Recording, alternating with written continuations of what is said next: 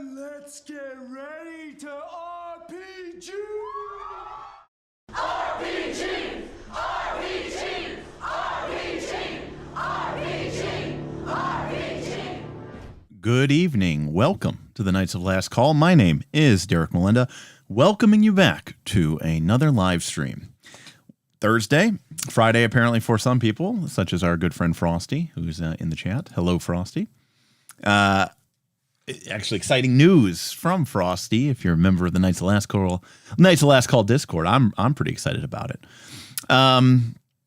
So welcome. So today we had some pretty fierce competition in the Knights of Last Call Patreon Discord about what tonight's topic was going to be. I had put up one option, which was continue with GM tips. But some close competitors came in. And, of course, the one that I secretly was hoping for was, of course, Fabula Ultima released their, kind of on accident, but it's out there now, released their two new books. They released a GM guide and GM screen. And then they also released a full-fledged book, which is their techno fantasy book. So we were going to talk about that, but that one didn't win. So instead, GM Tips won. So we're here to talk about what we started talking about last week. And if you missed that, well, sorry, you're like 3 hours behind. But last week's topic was about GM skills. And of course, it was supposed to be, one video. And then I outlined that I think that there are 6 main categories of skills. And we spent the entire time talking about just the first one, which was communication. So we're back. We're back to continue to talk about the skill sets that, I think are useful for a game master. And I think that all of us, including myself, should constantly be looking to improve, to brush up on and look for opportunities. In fact, one of the main ways that I find that I've grown as a game master is by obviously playing a lot of games and running a lot of games, but paying attention to how I feel. during a game session, whether as a game master or as a player, and ask myself, what is happening right now in the game system? What is even going on? What are we even doing here? What is going on? And like, is there something that we're doing? Is there something that the system is doing? Is there something that my game master is doing or is not doing that I think could be improved upon, or that I could change, or that, because sometimes certain things are good for certain circumstances and other times it's not. And so, I think this is a work in progress. And again, the conversation that we're having here is just as important as any sort of arbitrary list that I could give to you, right? So, it's like the old lesson of presenting in corporate America, right? You don't want to just the PowerPoint slide can't be the whole presentation, right? If they can get the value of your entire presentation by just sending them the deck, then it's not a good presentation, right? The presentation, there's a back and forth. There's an energy there, So anyways, shout out to some of our good friends here in chat. We've got London by Moonlight in chat. We got Animazemon, who's got to go walk their dogs because he's a good dog dad, and that's good to see. But we'll have to catch up on the VOD. Yes, Bob. No pre-stream hangout today. I was busy all day at work and somehow got nothing accomplished because sometimes technology is a pain in the ass, and sometimes we work really hard and accomplish nothing. And so I didn't really wrap up my day until like 5:30 or something like that. So had to do some running around, had to eat something before the stream. Kudras is not late. Awesome. Glad to see it. Yes, Andrew, we did make it through 20%. Although to be fair, communication, I felt like, was the number one, right? That was the tier 1 skill. So it makes sense that we would have spent a lot more time on that. Solana, good evening to you as well. Sims, hello, hello. Roman, what's up? Will I edit them all into a huge 10-hour magnum opus? No, but, I might put them into like a playlist. I mean, yeah. Uploading and editing a 10-hour video just does not seem worth it. Henry, what is up, my good sir? Good to see you. Todd, hello. Good evening. Tortuga. Doc Flamingo, hello, hello. Doc Flamingo starting us off with a super chat. What is best in a game master? To crush your players, to TPK their party, and to hear the lamentation of the henchmen. If I'm playing that the right type of game, absolutely. I mean, I think that can be a very fun experience. Of course, there are games where I don't want to do that. Again, I think it all really comes down to the mindset and the approach. But obviously, we're making a Conan joke here, but I appreciate it. Thank you for the super chat. Let me think about this. It's funny, random story.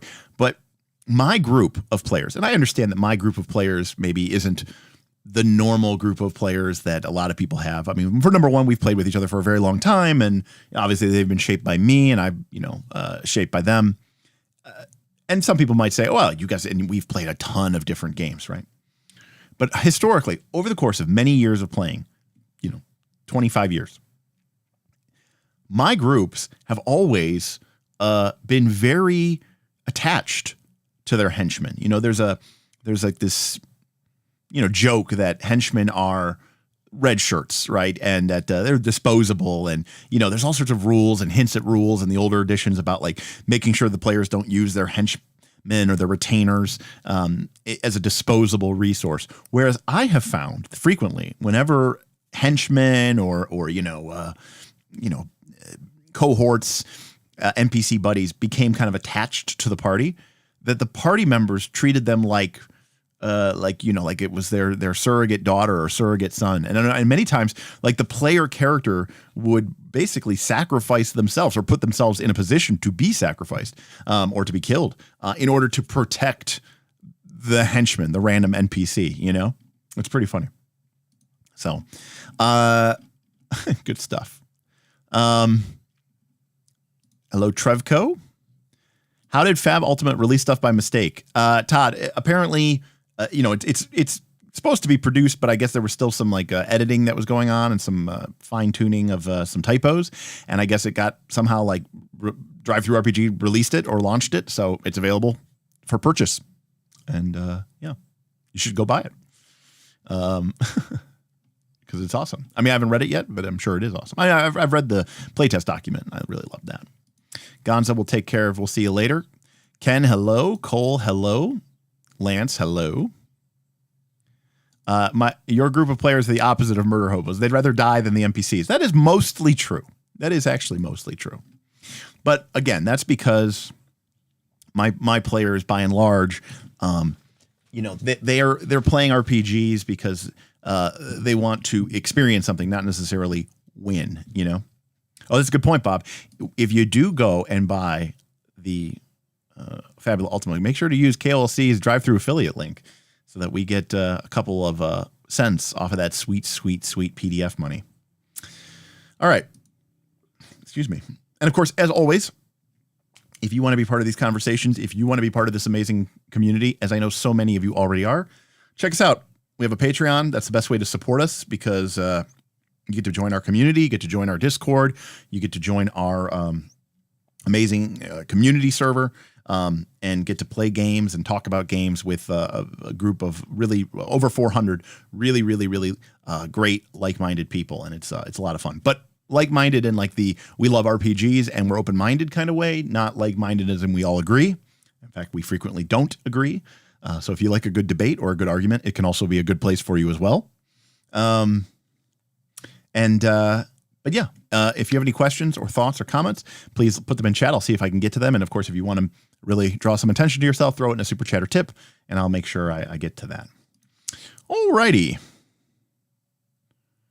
All right. Well, we're not doing PDFs today.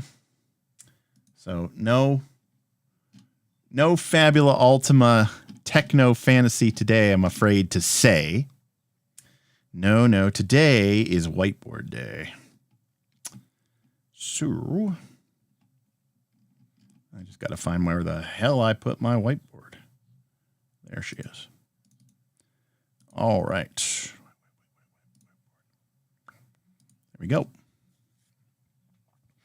All right. Yeah, a little bit of a teaser. Yeah, well, we start off, Shadram, good morning to you as well. Yeah, we start off, there was a Forbidden Lands thing because tomorrow is Friday is our Forbidden Lands game. So, always good to brush up on that. It looks like it's going to be a really exciting RPG session of the party harvesting and sort of haggling to acquire many, many hundreds of units of raw, unprocessed wood, and to see if they can acquire the services of someone who can help them defend a homestead and turn it into a fortress of sorts. Yes, much wood is needed. Damian Williams, $2 for the super chat. It says whiteboard. You know it. We got it right here, and we are all set up with our white. This is what the whiteboard looks like to me, by the way. So we are all set to go.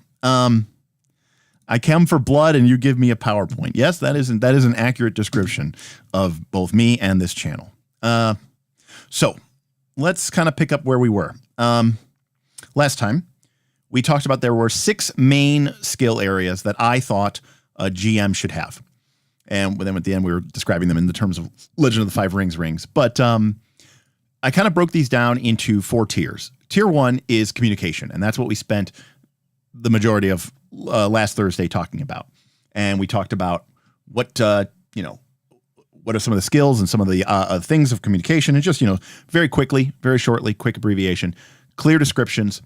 Do not be too coy or clever. By the way, another great shout out to Emmanuel who is the author and creator of Fabula Ultima.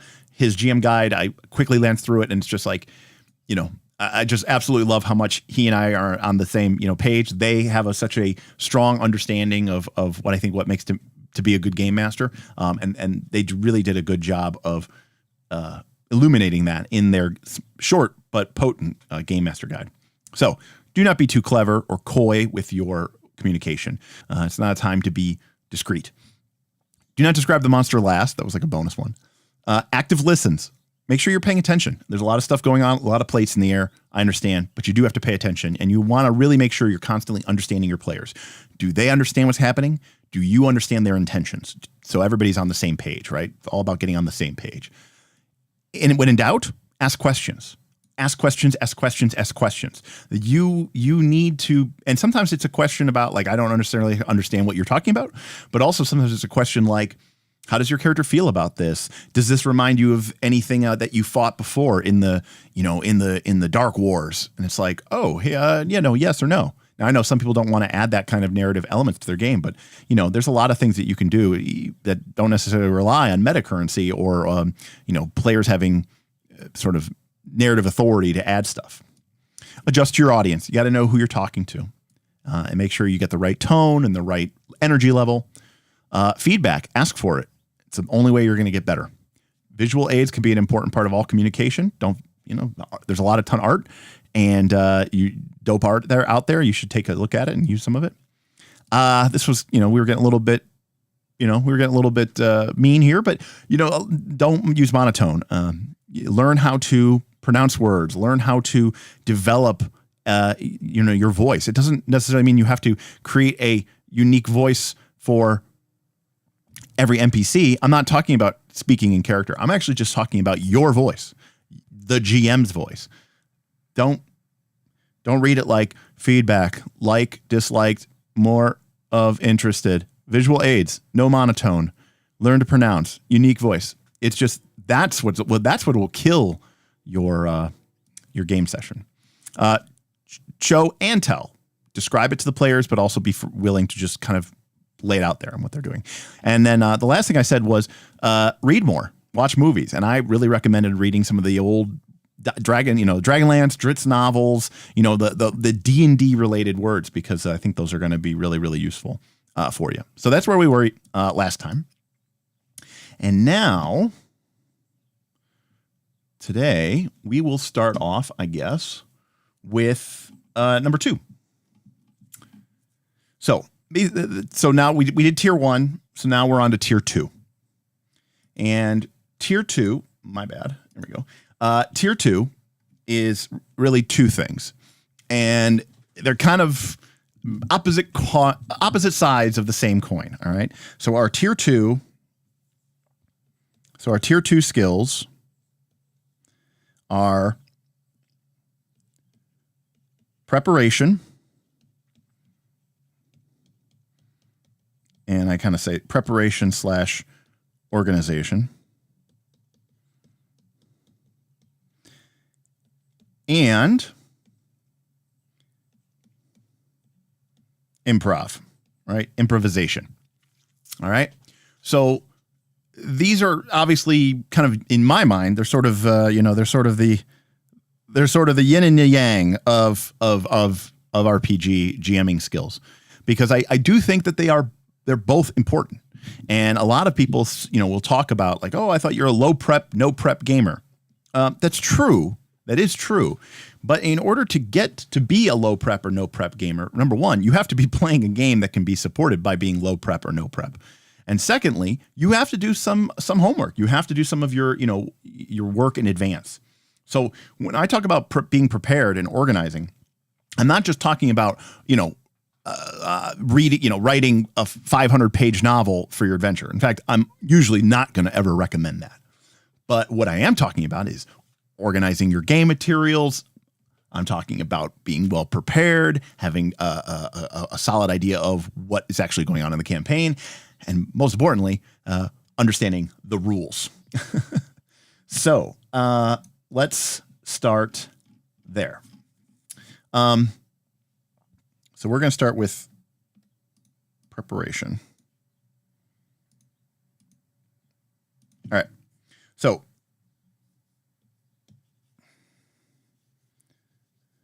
preparation and organization. First things first, and I know we don't want to hear this, but this is a GM skill set, okay? Know the damn rules. Now, it is a mistake, and I would definitely criticize you if I said you need, I need to memorize every single rule in this book or in this game. That is a mistake, and you should not be doing that. It's not really worth your time. That being said, I think one of the greatest, and we'll get into this when we talk about adjudication, right? But one of the greatest killers, I think the single greatest killer of RPGs sessions is stopping to read something in a manual.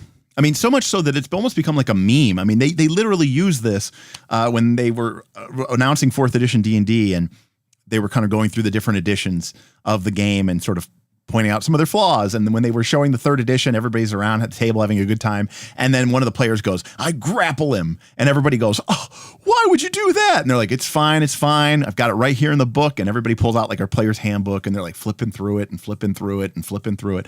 And they're all looking up this rule. Now, some of this goes part and parcel with a game that is more complex. It's true.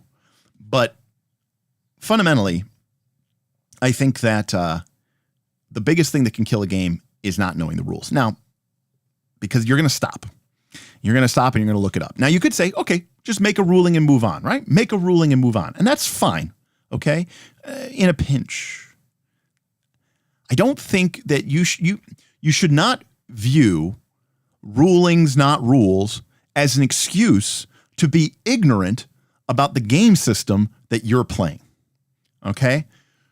Because when the players sit down to play that game, when you sit down, when you invited them to come play this game, there was an understanding that they were actually going to be playing the game system that you signed up for.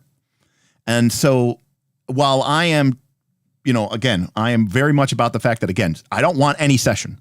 I mean, if it comes, push comes to shove, if I have to choose between stopping for 10 minutes to flip through the book and look up some obscure rule versus making a decision and moving on, I'm going to make a decision and move on. But number one, I am going to try to avoid that, because I'm going to try to begin. What are my GM skills? Knowing the damn rules. I want to be prepared. I want to know what's going, okay?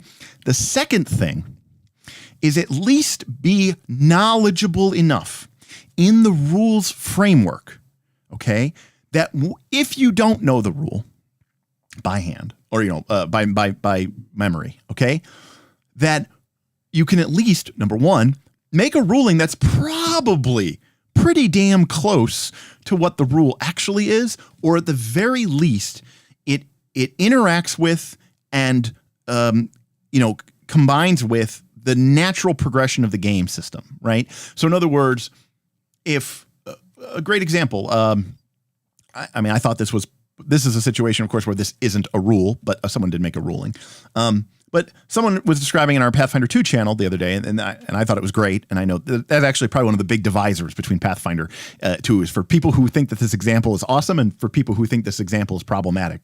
But a character was fighting some sort of, I don't know, like a living art structure or something like that. I don't exactly remember what it was, but it was basically like a piece of living art.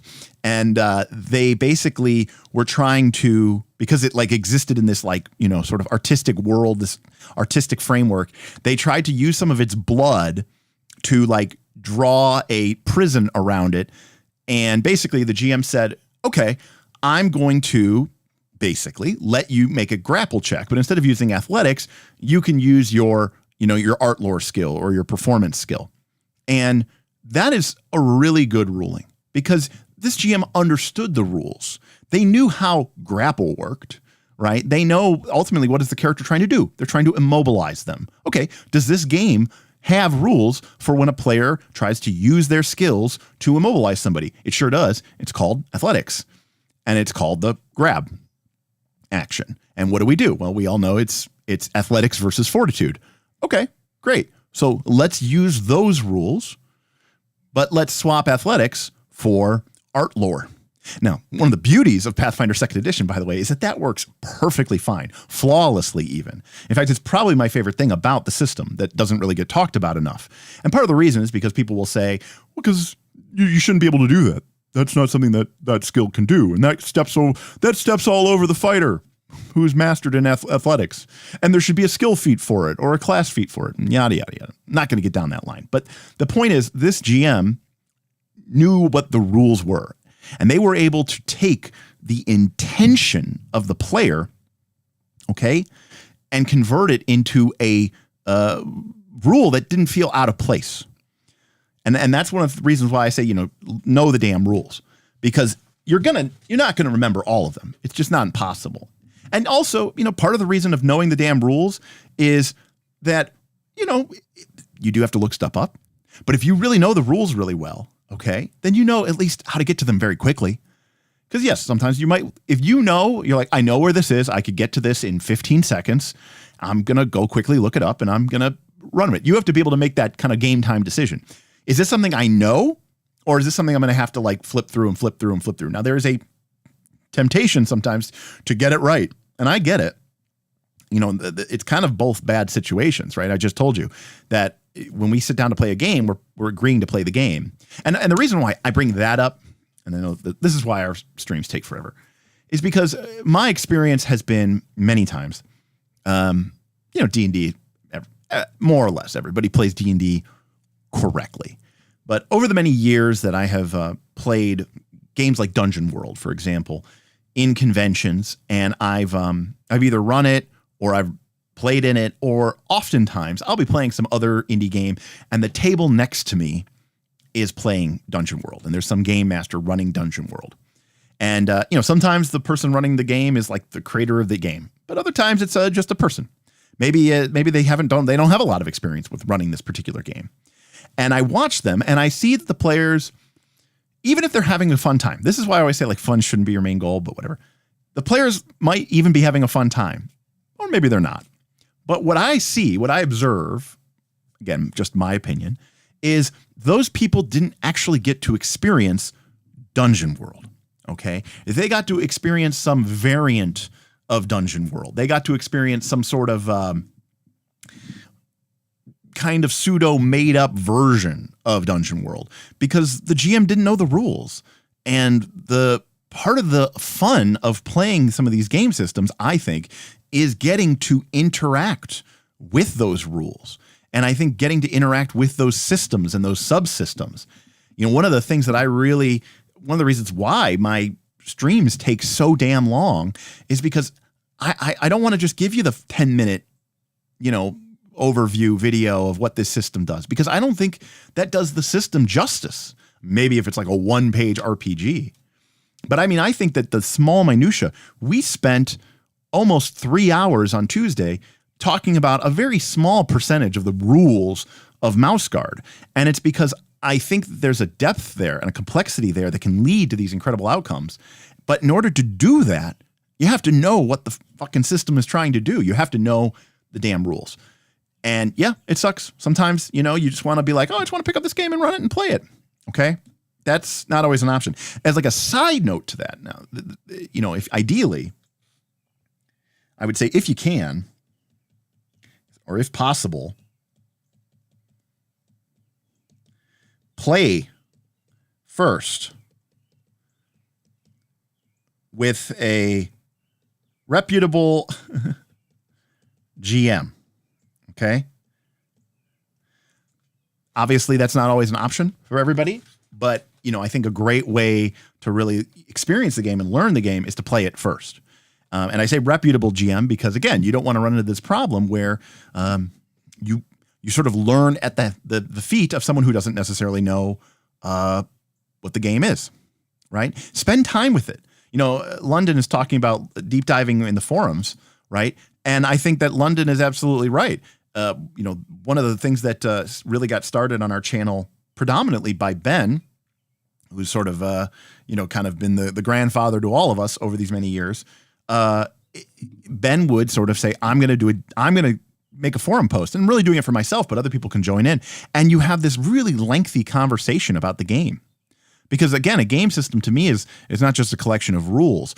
It's a framework for telling stories. And so understanding how the game works makes it so much easier that when you get there at the table to know how to interpret and how to make a decision. So know the damn rules would be my first, you know, sort of the major thing of organization and prep. Similarly, kind of a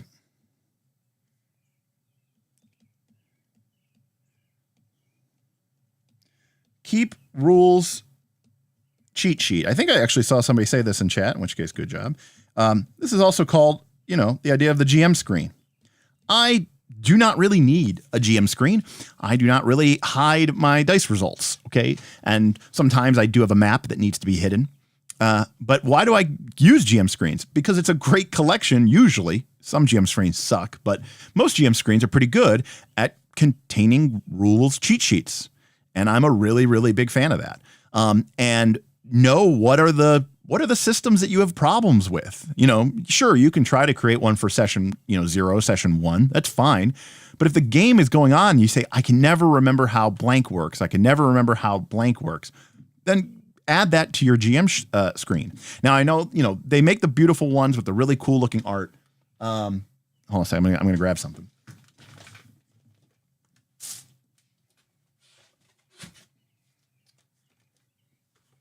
So they make, obviously they make ones that have beautiful art and they're really, really well made. But there is a company called Hammer Dog Games, and they make this. This is called the world's greatest screen, and it is a 4-panel.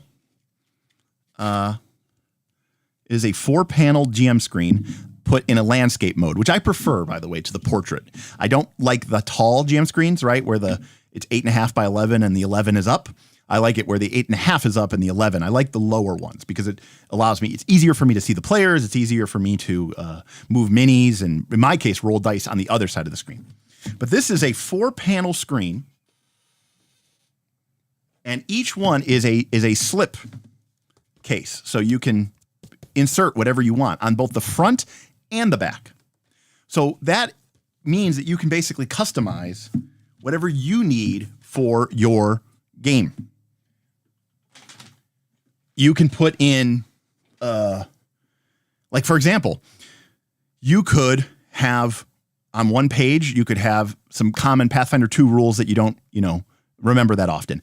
On the second page or the third page, you could have a map that you printed out or that you copied of the current dungeon level from Abomination Vaults that the group is on. And you could just slide that right into your GM screen and keep it available for you, right? So I think that, and then on the other side, okay, this is kind of it's more of a player skill, but it's a GM skill too. On the other side, the player side, you can write things like the names of important NPCs and the names of the town and and you can put them in like real big letters. So that way your players don't have that. So we go see, what's the mayor's name again? I can never remember it. And it's like, okay, look, put it on the screen. Make it these are tools that are designed to help us play the game correctly. And it requires a little bit of homework, but I think a good GM screen using,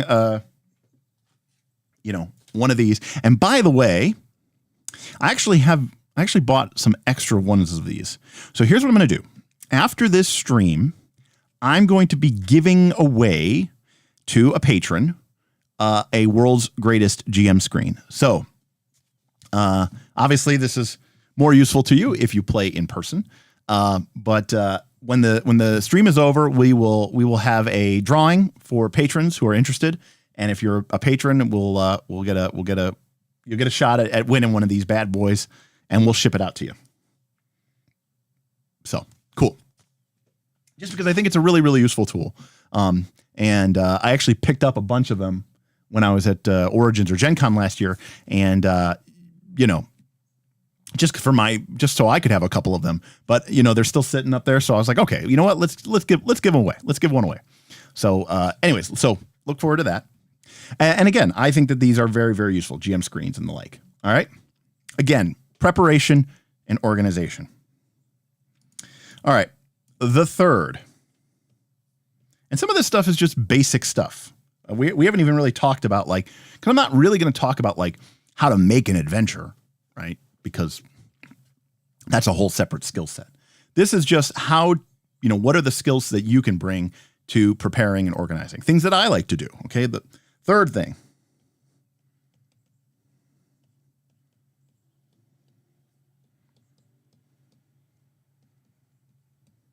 Review or know your PCs.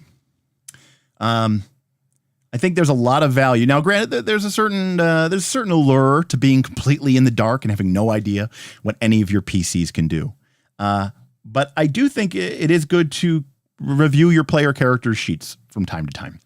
Keep up to date. Make sure that number one, I'm not worried about people cheating, but maybe they made a mistake, or maybe they forgot to add something, or their bonus should be higher, or there's a problem with their character sheet. And this is easier now more than ever because so many people play on VTTs, and it's just so easy to do that. But I also like to get into the habit of even doing this, to spend 5 to 10 minutes, okay, before a session to just quickly look over these character sheets. Just kind of remind myself, what can they do? What are some of the abilities, especially if I'm playing a more narrative game? Because I really want to, one of the things that I'm trying to do as a game master is, if I'm playing Legend of the Five Rings, I want to oppose people's Giri, and I want to oppose their Ninjo, and we were talking about mouse guard and structuring the conflicts around the characters' beliefs and their instincts. And I want to find those nuggets, and I want to be reminded of those elements. And the best way for me to do that is to review the PC's character sheets. And I think reviewing that is really good. Now, some people might say, oh, so you can, tailor the challenges to the group.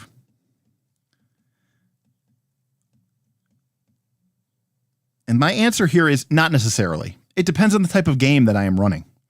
And in particular, if I'm running a more, what I would say, competitive style game, a dungeon exploration game, like a game like Pathfinder 2nd Edition, actually, I don't want to tailor my challenges to the group, actually, because I want their decisions to matter. If a player chooses to take a bunch of fire or a bunch of acid spells or energy damage, and then I only throw monsters at them that are weak to acid because I want them to feel special, then their choice sort of didn't matter, because they could have chosen anything, and then I would have picked monsters or whatever that fit that theme or that energy signature or whatever. Oh, you got rid of the acid and you picked up frost. Okay, well, now all the monsters have weakness to frost or resistance to frost if I want to be a dick. So I don't really like doing that in what I consider competitive mode games. But when it's cooperative, I think that could be a very, very, powerful tool. But for a game like, for most games of D&D and stuff like that, I don't really like to do that, generally speaking. All right. All right. What else here? Okay. All right. So some of this is going to sound a lot like Dungeon World. And that's because it is. So I like to say prep situations, not plots. Okay. A plot is where you say, okay, so the PCs go to this castle, and while they're there, they discover this ancient artifact.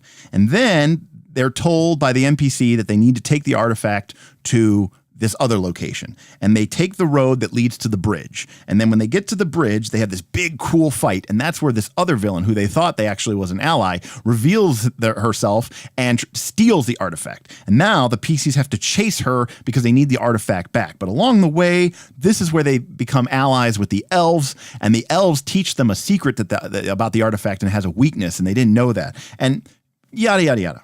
Okay? I think this is terrible. This is a waste of everybody's time. I don't think you should even bother with that. Okay. But do I think you should prep situations? Yes. And generally speaking, one of the easiest ways to prep a situation is to use fronts or clocks. I think having motivated groups of individuals who have goals that they want to accomplish. And all you need to know now, you don't need to know what has to happen. You just know what this group or this person or this entity is trying to do. And sure, that does, and like I said, it's kind of a yin yang that leads into my style of play, which is arguably more, sort of ad hoc, low prep, just kind of winging it, right? And basically improving. But that improv comes from a base of preparation. I don't, because one of the things that I talk about is like, if you literally are just making everything up as you go along, then sometimes I think that the game can lose coherency. And I think that the fiction can fall a little flat because things aren't tying together as well. It's hard to foreshadow things. If it can feel a little deus ex machina, or whatever the opposite of deus ex machina is, like where something bad happens to the PCs and it feels like it came out of nowhere. That is a feeling that I like to avoid. And that is one of the reasons why I love to use fronts and clocks. And this way it's established by the fiction, by the mechanics of the game, what is happening and what is going on. And then for me personally, one of the things that I do in a low prep game, let's say I'm playing Blades in the Dark. As we play Blades in the Dark, the players are going to be coming up with clocks. I'm going to be coming up with clocks. Some clocks are going to be completing. Some clocks are going to be getting destroyed. One of the things that I do, and I consider to be Blades in the Dark to be an extremely low prep game, but I like to keep my, I think I have.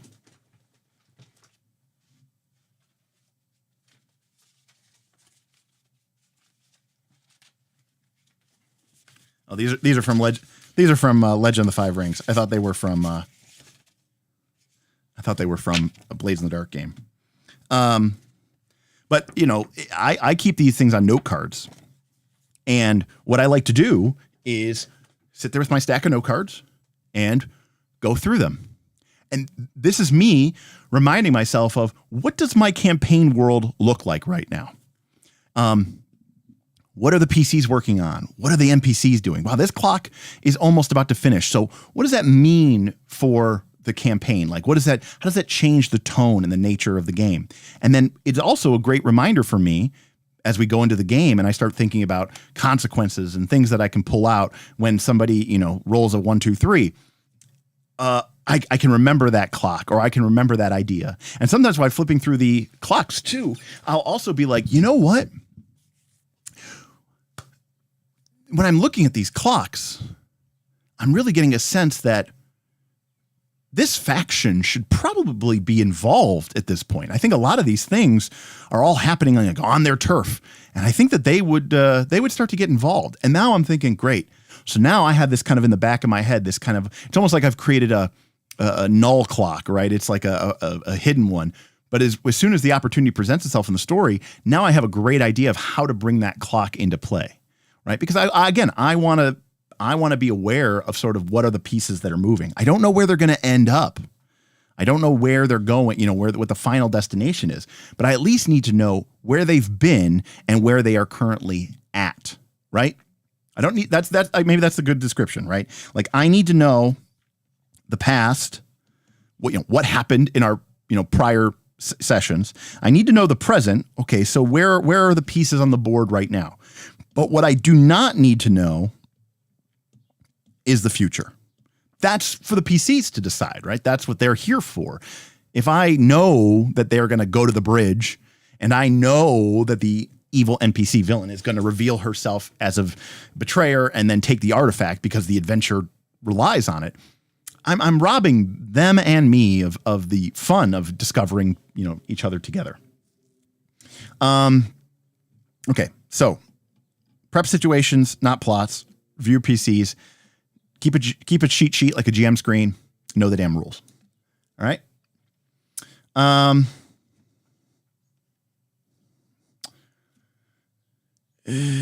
do I say this? All right.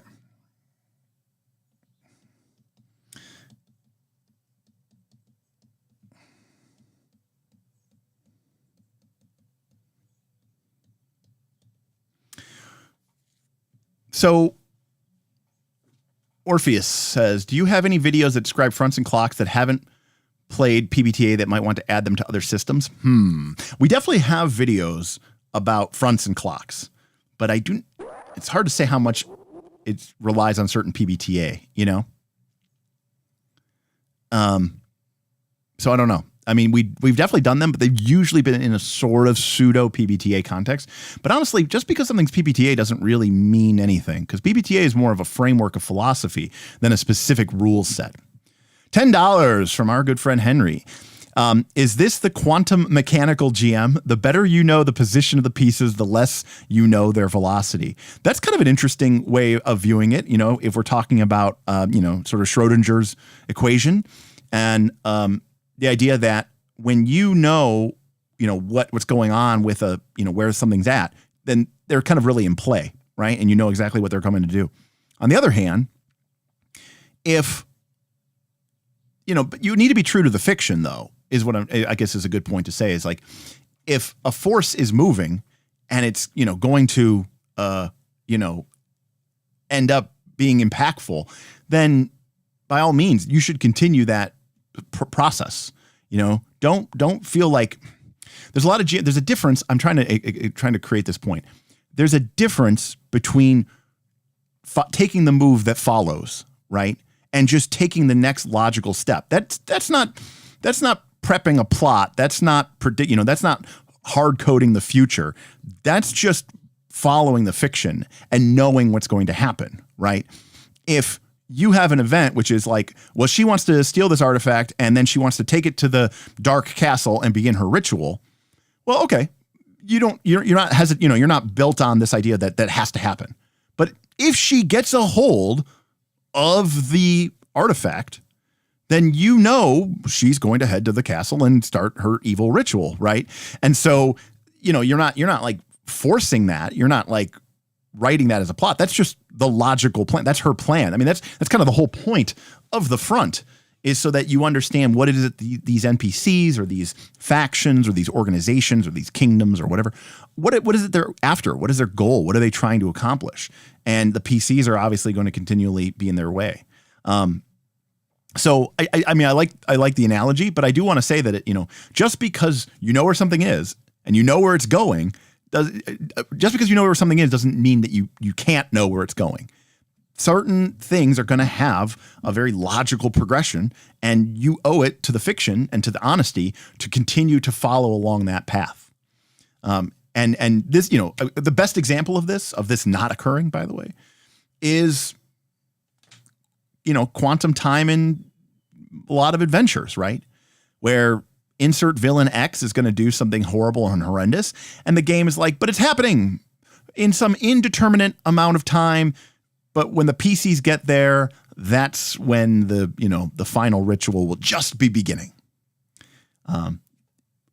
That's not good, right?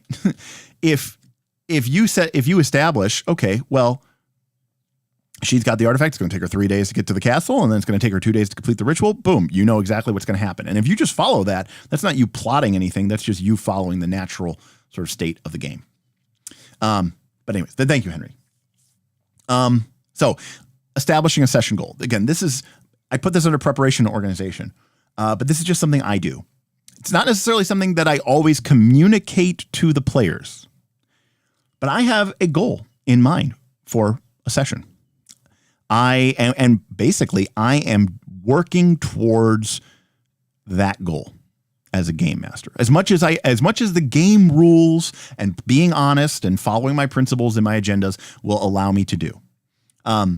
So when I sit down, for example, for Forbidden Lands, part of my goal as a game master is I want them to be able to explore this dangerous world. Okay. And I know what the XP triggers are in this game. You get 1 XP just for showing up, but you also get an XP for exploring a new hex. You get an XP for discovering a new adventure site. You get an XP for discovering a major treasure, overcoming a monstrous challenge, etc. So when I sit down and I kind of know where we're at from previous games, in my mind, I go, okay, I am really going to push this session so that the group makes progress across the plains. They find the ruined Tower of the Serpent and explore it. And maybe they encounter the monster inside. Maybe they encounter the treasure inside. I mean, I can't do everything. But it's like my job as a GM is to get them to that point. I don't like to be the GM and be like, I have no idea. I have no stake in this. And if you guys just want to sit there for 3 hours and talk to the shopkeeper, I'm okay with that. I'm not okay with that. Okay. So while I'm not going to railroad anybody, that's not at all my point. In fact, if the party says we're going hard left, it's like, okay, well then we're going hard left, and that'll be our session. But then I'm constantly sort of updating my goals. In fact, actually, if you think about Mouse Guard, from what we talked about on Tuesday, after the GM sets the mission, the players each write a goal, and that is a session goal. And I kind of do that as a game master. I sort of know, like, if we reach this point in the game, if we accomplish these tasks in the game, I can sit back, I can relax. If the game session were to end right then, I mean, maybe this is another way to phrase it. What is the series, or what is the event that has to occur for you to say, this was a good session? And we could stop here. You know, it could be an hour early. But if we ended here tonight, I would be satisfied. The group would be satisfied. That was an important accomplishment. Okay. And again, sometimes that, like I said, the goalposts change. Sometimes the group is going, and then there's a random encounter, and a bunch of crazy shit happens. We were doing a session. I don't even remember I can't remember what the original goal was, but there was a random encounter. It was a group of refugees. And very quickly, this was random, I had to make up that they came from a town. And the town had been destroyed by terrible beast creatures, Minotaur. A band of roving Minotaur destroyed their town, and these people had fled, along the river trying to find refuge or help.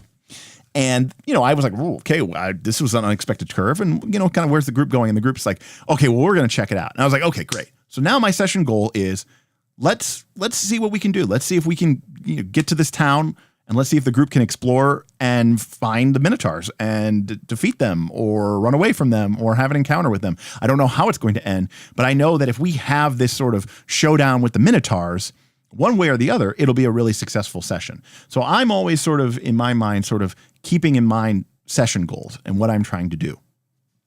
All right. What about real prep? Okay.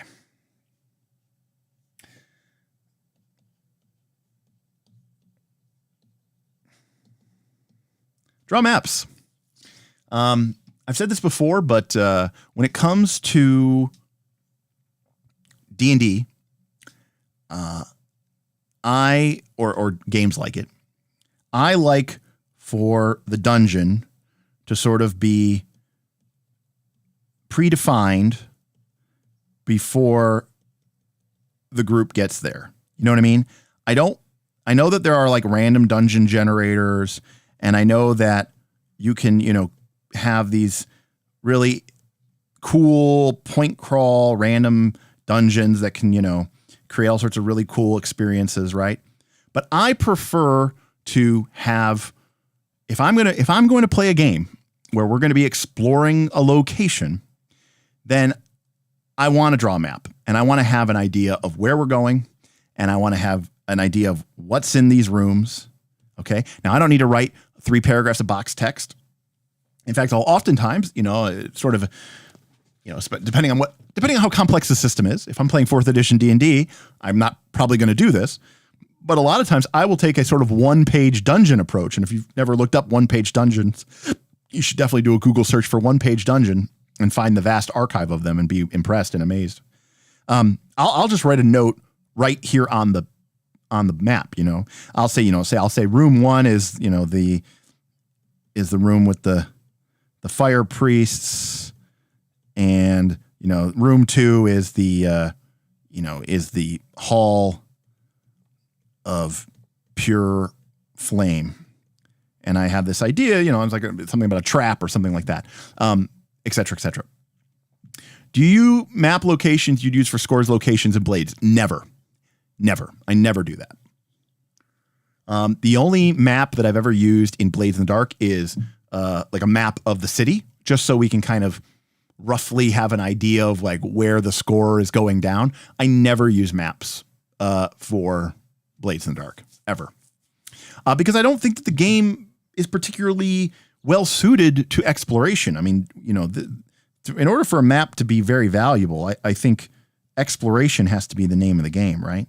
I mean, it's the same thing with like having a combat map. A combat map, 5-foot square map, is only going to be really useful if your game uses, grid-based close combat. You don't need that for a game that doesn't have distances measured in feet or squares or anything like that. And so I don't think that I don't think that there's a lot of value in Blades in the Dark for doing this. But this is just my way of saying, like, when I prep something, this is not something that I want to roll randomly. I want to put some effort and I want to put some time into it. Now, that being said, there are some like really cool little shortcuts that I will do because number one, I understand that maybe when I'm building this dungeon, maybe there's going to be 20 to 30 rooms. Okay. That's a lot of rooms. Okay. But there are little tricks and tips and kind of things. We could probably do a whole other video about this. But when you're drawing it, realize that you only need to prepare enough for the next session. I mean, it's cool, it's useful, it's valuable because, again, it kind of gets back to what we were talking about before about, understanding the situations, what's going on in this dungeon, because it's going to help it stay consistent. But if there is, if there's a room, if there's like a room down here, I don't necessarily need to know what's exactly in that room. If this is the first time the players are entering this dungeon, they're probably not going to get that far. Okay. Secondly, what I will do sometimes is I will create roadblocks in my dungeon. Okay. It's almost like in old school games where like the devs hadn't, created a zone yet. And so it had this like, thing that you couldn't bypass. So for example, maybe this door, okay, is locked. It rather than being made of wood and reinforced wood like some of the other doors, this door seems to be made out of a mysterious blue metal with no signs of lock or doorknob or handle or latch. It is it is a blue steel door, and it can only be opened if you know the right password. Okay, great. So now I don't really have to worry about designing this part of my dungeon, right? Until they find the password over here. Okay. So, and I do think that you should be honest and you should be, forthright with your players in the sense that like, it shouldn't be quantum in the sense that you're just making it up as you go along. But this is part of my prep. Part of my prep is understanding I didn't have time to get to this and I don't want you to go there. So, boom, that's one solution. Another solution when I'm prepping, maybe there's not a blue steel door. Okay. Maybe this is like level 1. Maybe there's like a CR5 monster in there. And it's very obvious and it's very well telegraphed, but I'm basically just saying, you know what? You probably don't want to fight that thing when you're level 1. Maybe you guys want to wait till you're level 2 or 3 and go explore the rest of this dungeon over here. And then, okay, you leveled up and now you're level 2 or level 3 and then you can go fight it. Okay. This is getting into cyclical dungeon design because one of the other things that you could do is let's say that the reason why this creature is a CR5 is because it's like like a fire drake, right? Very powerful flame monster, has some sort of, breath weapon or whatever like that. And what you can do is over here in this part of the dungeon, you might be able to find, an ancient library. And inside that library, the group finds, 5 scrolls or potions of fire protection.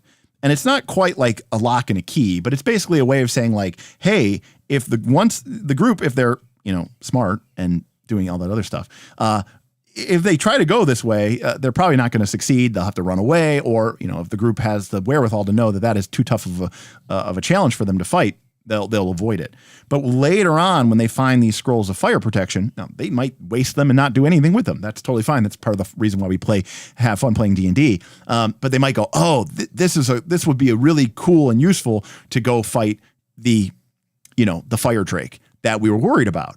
And in fact, oftentimes, one of my favorite things that I want to do is I want to turn a difficult fight, a scary fight, into almost a easy fight if the group prepares correctly or if the group sort of learns the dungeon, right? And that I think could be really, really powerful. So this is just all about drawing maps and everything like that. But I do want to note that when, it comes to it, if it's a game where you're exploring a dungeon, I find it to be a very therapeutic and rewarding thing. Now, that being said, when I am creating a dungeon and I'm at home and I'm preparing, you bet your ass I'll use oracles. I've gone on this channel many times and talked about things like Tome of Adventure Design. Okay. I've talked about the Toad, but I've also talked about the Toolbox. Okay. From AEG Games. My understanding is that Shadow Dark has some pretty damn good oracles in it. You bet your ass I'm using those. Okay. But I am, I'm using them as inspiration. I'm using them to craft and create. I'm not rolling them on the fly during a session. And this might give me an idea for a room or a chamber, and then I'm thinking constantly about like, okay, well, what are the main factions inside of this dungeon? How does that fit into that, or does that fit into the historical nature of this dungeon? So for me, this is a really fun part of GMing, and I think by and large that if you want to create a good dungeon experience, shocker, you have to create a good dungeon, and I think by and large most dungeons nowadays suck. Especially some of the dungeons that are in a lot of your, modern games. I think they're just boring. They're not interesting. They don't have fun. They're not fun to explore. And so I like to spend the extra time to try to do this. Now, as part of this, okay, I'm going to kind of go to the next one, because this is me talking about like things that I prep. Okay. So drawing maps is really important for games that are based around exploration, okay? Creating good combats. So if drawing maps is important for games that are about exploration, then creating good combats is good for games that are all about combats. Now, when I say good, that doesn't mean necessarily balanced, okay? It might be, it could be. And to a certain extent, depending on the edition of the game you're playing, it probably should be in that line. But I'm more interested in creating a good combat. Now, obviously, if we're playing Pathfinder 2 and the group is like level 2, and I throw a level 8 monster at the group, I don't care how good that is. It's so unbalanced, it's not going to be good, right? It's going to be this kind of, very much a one-sided deterministic affair. And I've done many videos about this, about encounter design, especially 4th edition inspired encounter design. But I think one of the biggest mistakes that I see, and quite frankly, I sometimes see this in published adventures where I'm just like, what is this encounter? What is this doing? This just feels like you grabbed a random monster out of the book, or the page count was such that you needed to create 3 or 4 or 5 new unique monsters for this particular, adventure. So you made some weird ass monster who has abilities that don't really make any sense. You threw it in this thing, and now we're fighting it. And we're fighting a bunch of these monsters, and they're all the same over and over again. And there's no variety to them. And there's no, and even if when the monsters are completely different, the combats play out exactly the same. So I think by and large, people make shitty combats. And one of the main reasons I think that people make shitty combats is because they are creating, I'm a big fan of Warhammer, okay? The game of fantasy battles. And in a game of Warhammer, a player creates an army, a fantasy army. If you know Total War, Warhammer, then you know Warhammer. And a player makes their army, their opponent makes their army. And there's books and there's points, and I'm going to take a unit of dwarven, longbeards, and I'm also going to take a battery of cannon, right? And I'm creating this army, kind of like creating a D&D party, okay? And the whole point of the game is you're going to fight your opponents. Great. So then imagine sitting down to play a game of Warhammer, and you're playing on a literally completely flat table. There's no forests, there's no hills, there's no lakes, rivers, buildings, ruins, rough terrain. That game fundamentally is exactly the same as it would be. You have your army, you're fighting, you're doing things, but it's really, really boring. Okay? I think the biggest mistake that people make in modern D20 games is they create boring environments. A lot of people think incorrectly, I'll just throw a cool monster in this room and call it done. And here's the thing, that might have worked. That might have worked actually in the 1970s or the 1980s, when number one, D&D was brand new and you weren't competing against video games. But number two, where the characters really didn't have any kind of cool options or anything, when you play first edition D&D, I mean, by the rules of the game, I mean, basically the only thing you do is like swing your sword. And like the combats were so fast and furious and it was over so quickly, it didn't really matter who has more hit points, them or me, and then they're dead and then you win. But like modern day games, it's like you got these characters who have all these crazy abilities to like push people and slide people and immobilize people, and you've got all this like dramatic thing, and I can step but I can step in difficult terrain and you can't step in difficult terrain, and you have all of these cool tactical features, and then they create these boring ass rooms where it's basically just surround the monster and beat it till it's dead. So, you know, one of the reasons why I have stayed away from playing 3rd edition D&D, 4th edition D&D, Pathfinder 2nd edition, even though I've played a lot of Pathfinder 2nd edition over the last couple of years, is because to me, that means sitting down and creating good maps, okay? It's arguable whether or not Pathfinder 2 has a good exploration system or not. We're not going to get into that today, but certainly 3rd edition D&D and whatever does. And then creating good, which is to say fun, which is to say interesting, which is to say balanced combats. And that's a lot of work. You know, that's a lot of work. 4th edition D&D makes it very easy. It makes it easier, but it's still tough work. I do not feel there might be people out there. And again, this is just like with the dungeon. Yes, you could reach into your bag of tricks and pull out a random spattering of monsters and throw them together and say, okay, this is an encounter. But I'm promising you, it's not going to have that same depth of complexity. There's not going to have that same, richness that a well-crafted encounter could do. And again, we've done whole streams about this, about me showing sort of 4E inspired design, right? And I think that's important. And, you know, this is where the game matters, right? There are some games that are easier and less complex, and there's not as many moving parts, and it could be easier to put together something either quickly or on the fly, maybe even. I also think that if you're only creating things on the fly occasionally because, you know, the group zigged when you thought they were going to zag, but by and large, they're mostly playing, you know, through the encounters that you expected to them. Now, by the way, this is the reason, everything I'm describing here is the reason why dungeons even exist, okay? Because if I'm going to sit down and create these, you know, I'm going to put time into making 8 encounters that are actually high quality, and maybe they're going to be combats or traps or whatever.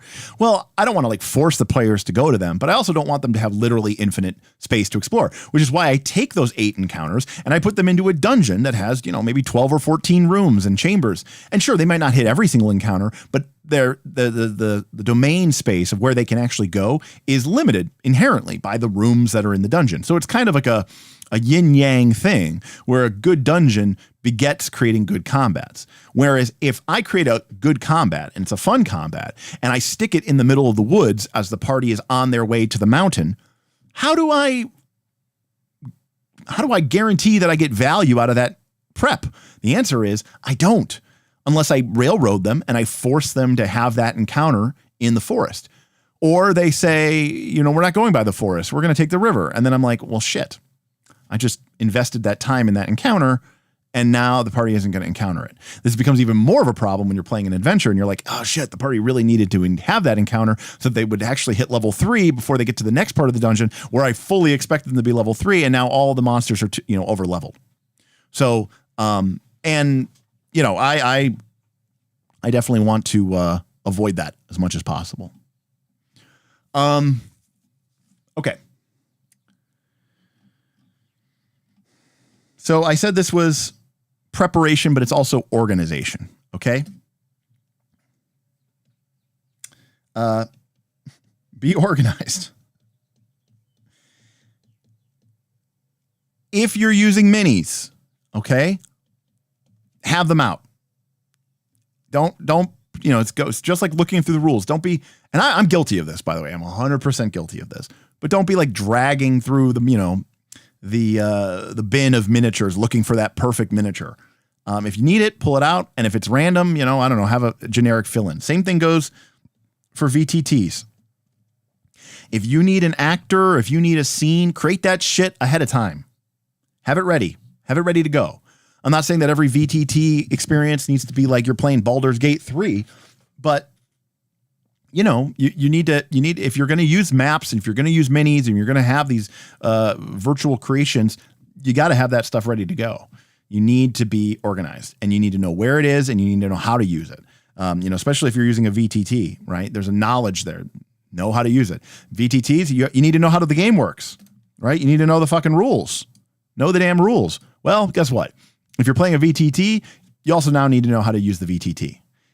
Because anything that you do, I think nothing kills a session faster than when, the GM is just like foundering all the time, right? And not getting anything, done. Yes. Worst thing I experience is when the DM in Foundry looks for 10 minutes for a specific feature. Exactly. And I agree with you. Now, sometimes, look, these things are unavoidable. We're human. I'm human. You're human. It's going to happen. What I'm saying is we can try to, avoid those things by being mindful of them and taking that effort to be organized. And by the way, once again, I reiterate, so now if I'm playing like a very traditional RPG on, let's say, Foundry, now I've got to draw a cool map. Okay. And I want to create good combats, which means thinking about the balance, but also thinking about the combat's composition, thinking about the terrain features and the unique features of each of the combats so that they feel different, but they're also challenges to the players. And now I've got to fucking figure out how to put all of that onto the VTT. It's a lot of work. Full stop. It's a lot of work. And I have found in the last, 5 to 10 years, I don't have as much time as I used to have, which is why these things have not been near the top of my list. Sure, I could do them without doing it this way, but in my opinion, I think I'm leaving something on the table.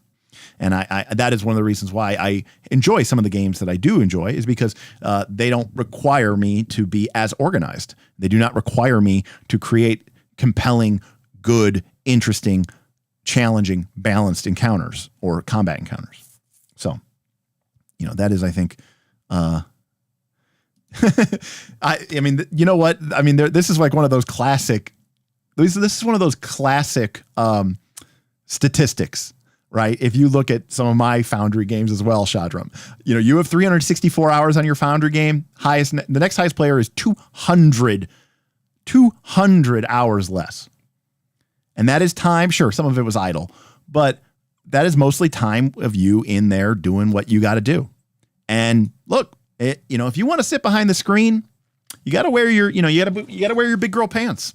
That's just the rule. I'm sorry. With great power comes great responsibility, and the game master has a lot of power. So it comes with a lot of responsibility. And I think you owe it to everybody where you can, to do this. Now, you may love doing that. And I think, this is a good time, by the way, when we're talking about preparation, for me to, I think I saved it somewhere. Yeah. Okay.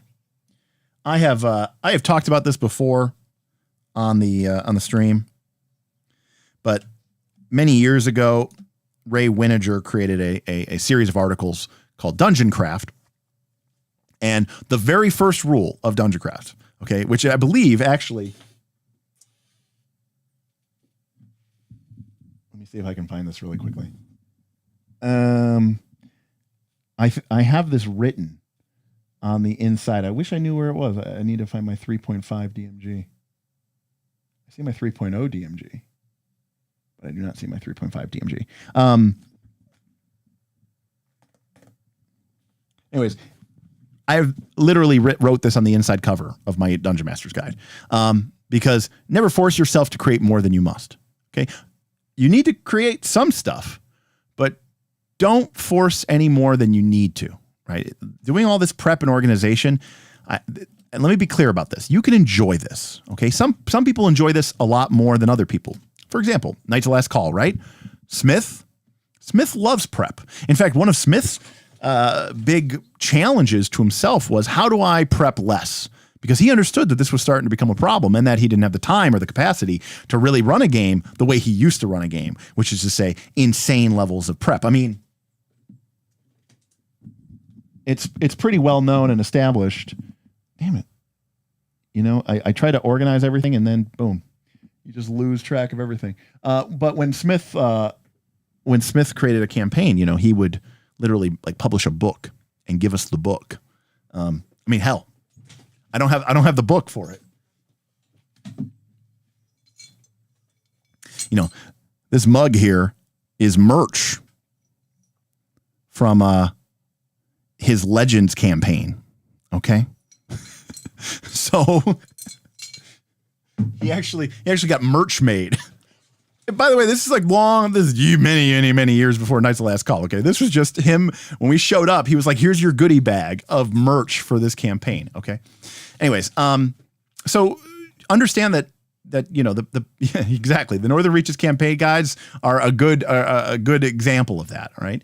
And, and to that point, Shadram, Smith is a lot busier than he used to be. And so, sometimes he's like, oh, I'll bang it out in a couple of weeks. And then a couple of weeks takes, 2 or 3 months because work and kids and wives and, so that's part of the understanding.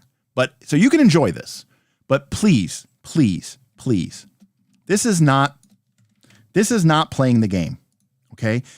Knowing the rules, drawing your maps, prepping your situations, creating good combats, being organized. Okay. This is not the game. You can enjoy it. You can have fun with it. But ultimately, the game is what happens when you and your players are together and you're collaborating. So I really encourage people to prep, but do not over prep, because you're just wasting your time. And I see people who say, like, I prep 2 hours for every 1 hour that I play. I think that is incredibly too high of a ratio. I mean, maybe like when you're very first starting the game and it's a very trad heavy game and you got a lot of stuff to prep, but boy, I got to tell you, when I talk about draw maps, I mentioned I of course said I would talk about Powered by the Apocalypse. Dungeon World tells us to draw maps as well, but it also tells us to leave blanks, right? So you need to learn to fill in enough detail, but not so much that it, overwhelms you and it sort of destroys you. All right. More prep and organization. Names. I've talked about this before. I've never met anybody that was good with coming up with names off the fly. I'm not good at it. I've been doing this for 30 years and I have a hard time coming up with names off the fly. So when I talk about my custom GM screens, almost always I have one page, okay, that is just a bunch of random fantasy names. Nowadays, there's like random generators. You can use ChatGPT. Okay. Create a list, have it written down. You can even get a little fancy with it. Like you could have, right. You could have a big long list of names. If you want, you could, if you want to randomly create it, you could have a, percent for 100 names. And then you could have the name here, Alith, Brendan, Callie or whatever. And then you could have like a blank space next to it where during play, you can just, really quickly jot down, right? Like, town guard or, innkeeper at place. And that way you just have this really, really quickly, quick resource. I don't care what it is. I don't know if it's a ChatGPT generated list of names, if it's a random name generator from the internet or from some book, if it's Paizo's, a deck of endless NPCs, whatever it is. My suggestion is do not try to create names off the fly. I think it's a problem. Okay. So a corollary to this, by the way, is it's okay. And in some cases, I would even say preferable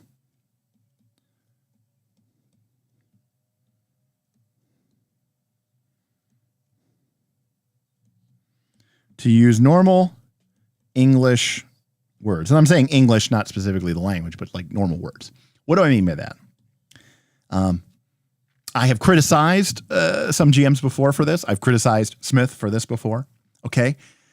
You could create an organization of, maybe they're not evil, okay, but they are, they're a little bit ruthless, right? They're an organization of knights who, you might say, if we were still using alignment, you might say they were more lawful evil, but they bring order to the, to the lands, and they fight monsters, but they have like, they have a really, they're very harsh. Their justice is swift and merciless, that kind of thing.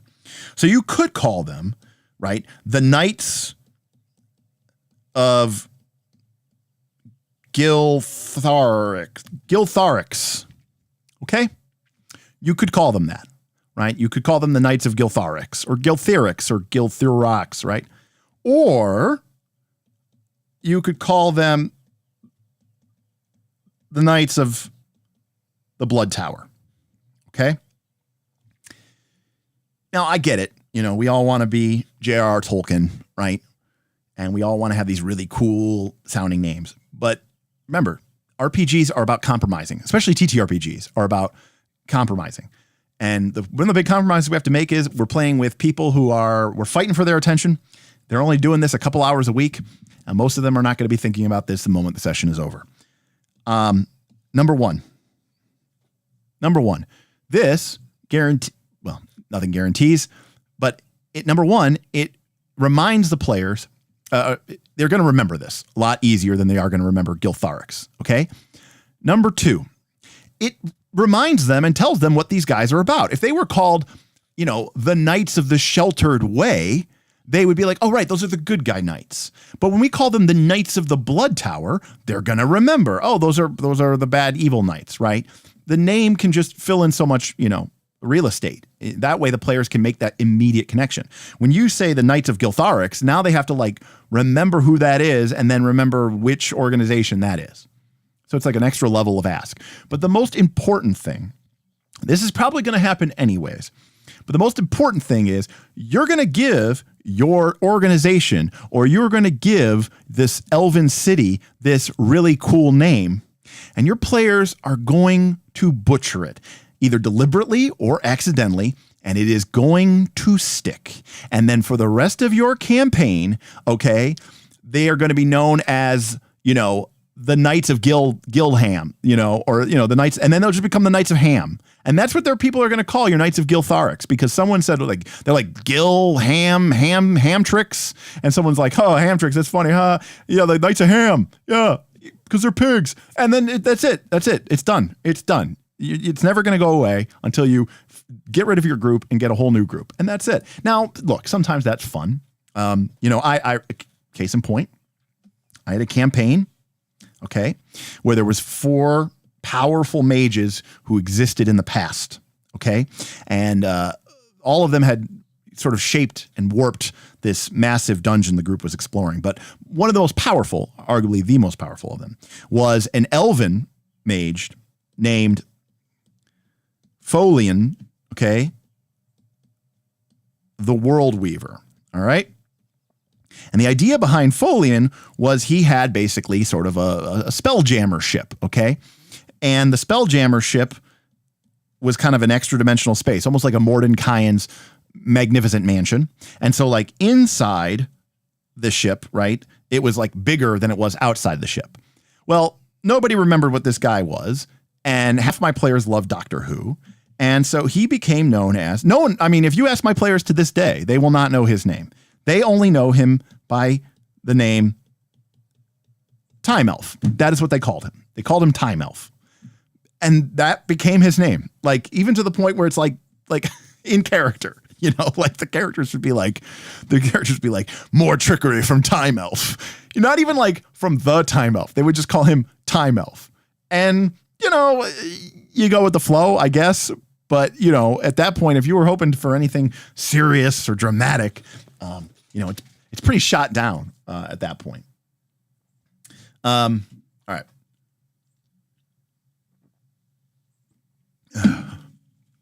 Ken says, cool sounding names that you cannot pronounce are not in fact cool. Yeah, if you can't pronounce the name, good luck, right? They are the Giltharix, but in your lazy tongue, they would be called the Blood Tower. I mean, that's, if you want to have sort of, have your cake and eat it too, say versus. I don't hate that. I mean, that's fine. Yeah, Time Elf. Yeah, exactly. Time Elf could become that. Now, yeah, sometimes obvious nicknames are fine or whatever like that. Yeah, and that's fine. That can always be, but to be clear, Wolverine's kind of doing that to, take the piss out of him a little bit, right? So it all depends on the style and the nature of your game, right? Well, they're not just they're not just not competent comic book writers. They're also doing this on the fly, right? They don't have the advantage that an author truly has. So, yeah. So for names, I really recommend using a list. Having a list, good to go. Ready to use that. Same things, by the way, kind of true for NPCs. While maps and stuff like that can be really, hard to bust out, but hopefully there's a lot of foreshadowing that the group is going to be going to a certain location. Before they go to the Blood Tower. Hopefully you have at least a session or two in advance of knowledge of that, so you can start to prep that. But NPCs are things that people are going to run into all the time. Okay, and you have to be prepared to have some information for the NPCs. And again, this is really tying, again, like I said, it's a yin yang thing, but you need to, what is it? Luck, chance favors the prepared mind. Luck favors the prepared mind. For you to be able to create NPCs, I think, seamlessly and easily, you need to have access to a random table of traits, motivations, or sometimes what I call, right, SWOT. Strength, weakness, opportunity, threat. Basically, very quickly, who is this NPC? What makes him unique? What does she want? And, what can she offer us? But what is the danger? What is she good at? What is she bad at? That could be really hard to pull out in the middle of a session.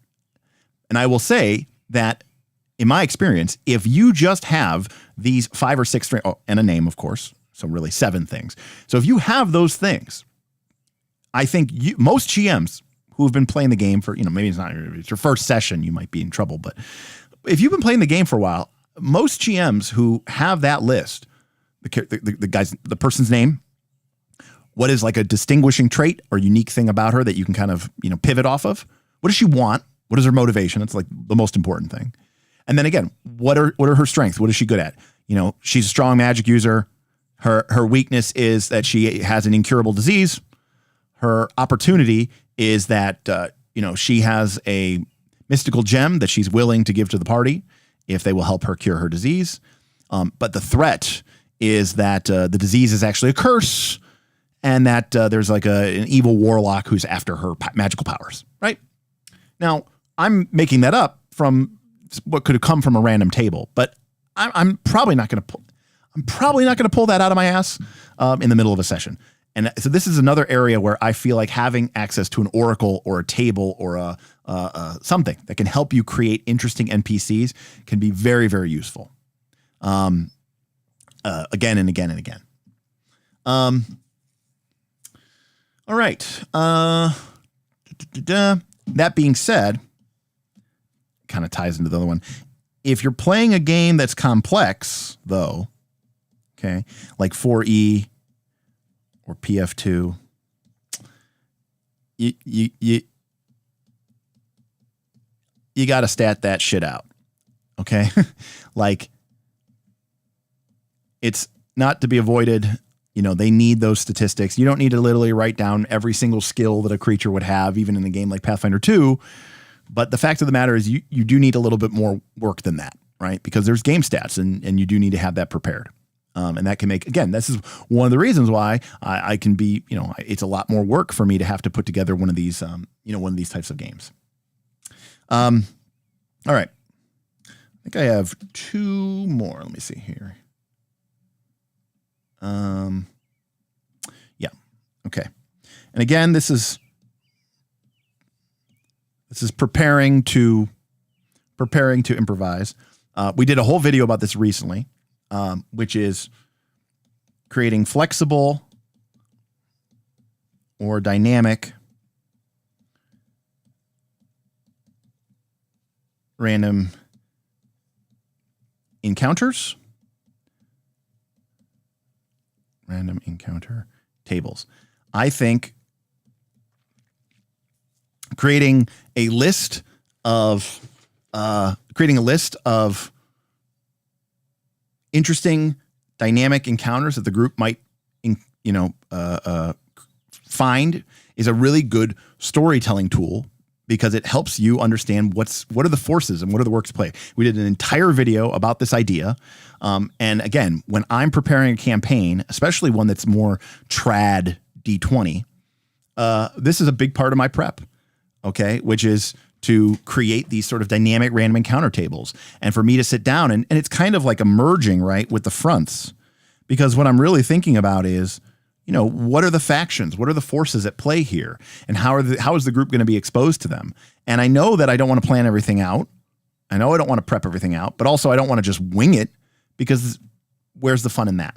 And I like being surprised by the dice. So I want to put myself in a position where I can do a little bit of prep and get a lot of play, right? I want to switch up that ratio. I don't want to do 2 hours of prep to get 1 hour of play. I want to do like 1 or 2 hours of prep and then get like maybe sessions worth out of play. And I got to tell you, if you've never played a traditional D20 game where you have these really interesting random encounter tables and it becomes like it almost becomes like the whole campaign becomes a product of some random interactions between random fluctuations of dice. It's like remedial chaos theory from Community. How just because one thing went one way, the whole campaign evolved completely differently. I'm seeing that now with my Forbidden Lands campaign. That random encounter of the refugees, which then I had to make up where they came from. And then the group had to go and fight those. And that led to this other issue, which led them to this current location. Like the whole campaign, I had no idea what was going to happen. But having access to this really cool set of random encounter tables, which in the case of Forbidden Lands, being a bit more of an old school game, has those random encounters provided for you. So again, not less prep for me because I don't have to actually make it. Although I do think that there's things that could be improved about their random encounter tables. But anyways, it just creates this entirely new experience. And that's what I want. That's why I play, is so that I can have those unique experiences that no one else has ever had before. Okay. This is the one we're all bad at. We all know this. I'm bad at it too. Don't worry.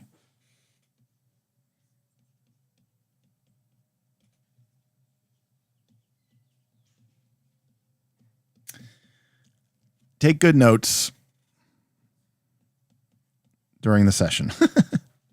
It's tough. You have a million things going on, and I don't think we need to. You need to learn what is enough for you to know what you need to do. But I find that time and time again, I have gotten in trouble in campaigns where a lot of stuff happened in a session. And I tell myself, I'm going to go home, I'm going to write up some notes, and then, I get home, I'm a little busy or I'm tired. And I'm like, that's fine. I'll remember next week. I mean, this is such an important thing. And then we don't play the next week. And then the week follows and it's like, okay, it's been 2 weeks. Does anybody remember what happened? And oftentimes, a lot of times those really cool moments, those really cool ideas, they get lost like tears, in the rain. And I find that a big part, I think, of being a good GM is figuring out a way to be able to take good notes, useful notes, brief notes during a session such that you can use them to your advantage. Now, circling way back to the beginning, this is one of the reasons why I love clocks and fronts. Okay? Because clocks are kind of a way for me to, remember what happened that session. Hell, maybe use a different color pen for, each session. So like when I'm trying to remember what happened, it's like, oh yeah, I ticked that clock 3 times because the group, in order to escape from in order to escape from the Echo Wave Riders, the group had to take their ship, right through the middle of the hegemonic presence. And as a result, they got blasted on net. They got ID'd by half a dozen, Imperial, agents, and they got away, but man, that's going to create a lot of heat for them because they've been keeping a low profile. And it's like, yeah, I remember what happened because I've got this clock, I've got this physical artifact that was already part of my game. But now when I look at it and I see that instead of being clocked, ticked one time, it's now ticked 5 times and it only has 1 blank space left. That is like a great way for me to remember. And it's also just, again, it's almost part of this like public record, this public knowledge. Now, that being said, because I'm not super huge into like hidden or secret knowledge, but like, there are sometimes things that are happening behind the scenes that the players aren't always aware of. But also, too, sometimes it's just cool ideas for me. Something that somebody said, something that I think was a really funny, a good idea, a funny idea, a clever idea. And I'm like, we should totally work on that. Let's not forget about that. Let's not let that be, lost. So I think that taking good notes is a tough skill. Some people I tend to use pencil and paper in a notebook, but I know some people are really good at using electronic tools, technology, using their, laptops or whatever like that. I do think that can pull you away a little bit, but I don't want anybody to become so distracted from trying to prepare and take good notes that you stop being a good GM. So that is, I think, everything. Let me see if I took some notes here. I took some notes for this note taking. Let's see here. Is a 1 to 10 prep ratio achievable? Yes. Ask me about how later. Long story short, initially, no. But I find that once I get a good dungeon going with a good random dynamic table, I can get literally multiple sessions worth of play out of the small handful of prep that I did. Honest question. Who rolls the random encounter? And if the GM does it, should they inform the players what they rolled? I don't use them really. Albestine, I'm a big fan of letting the players roll the random encounter. Again, we talk about this a lot in our dynamic random encounter table video. But one of the things I like for my players to do is I like for them to learn the random encounter table. Now, of course, some of this is predicated on the idea that the group is going to be spending a good amount of time in an area. I want them to get to sort of learn the neighborhood, so to speak. A lot of modern day adventures, you might only spend 1 session or 2 sessions in an area, and then you're on to the next exciting location, right? And so never to revisit that area again. And even if you were to revisit that area again, you would be so higher level and the challenges would be so minuscule that it wouldn't even matter. And so why bother? But if you're playing in a game where, I think I've played in, D&D games, Pathfinder 1 games, where the group literally spent 10, 15 sessions in a single sort of dungeon environment or in a single area or region. And as a result, they got to learn the place, right? And it's like, it's like the difference between when you first go to, like a new business, a new job or a new school, and you're like a freshman in college and you're like, I don't know the campus. And then like your sophomore year, it's like, the shortcuts and like some of the tools of the trade of the campus. And then by the time you're a senior, right, everybody, the facility, when the good food is served in the commissary and the cafeteria, right? You're a seasoned vet. And I think that feeling of gaining excellence as a player is something that is somewhat lacking in modern games. We've gotten really good at making your player character feel incredible. But I think we've kind of lost some of the aspects of making you as a player feel like you've mastered sort of the game as well. Yeah, I mean, that does happen, right? The notes will degrade for sure. I've had my DM message me for my notes more than once. Well, you know what? That's good on you for taking really good notes then. And again, sometimes it's not just about notes about like what transpired during the session. It's also notes about like ideas that I have or something that somebody interesting said. Spider Matt finally joined the KLC Patreon. See y'all in the Discord. Awesome. I'm super excited. You know what? You get it strong. I am strong.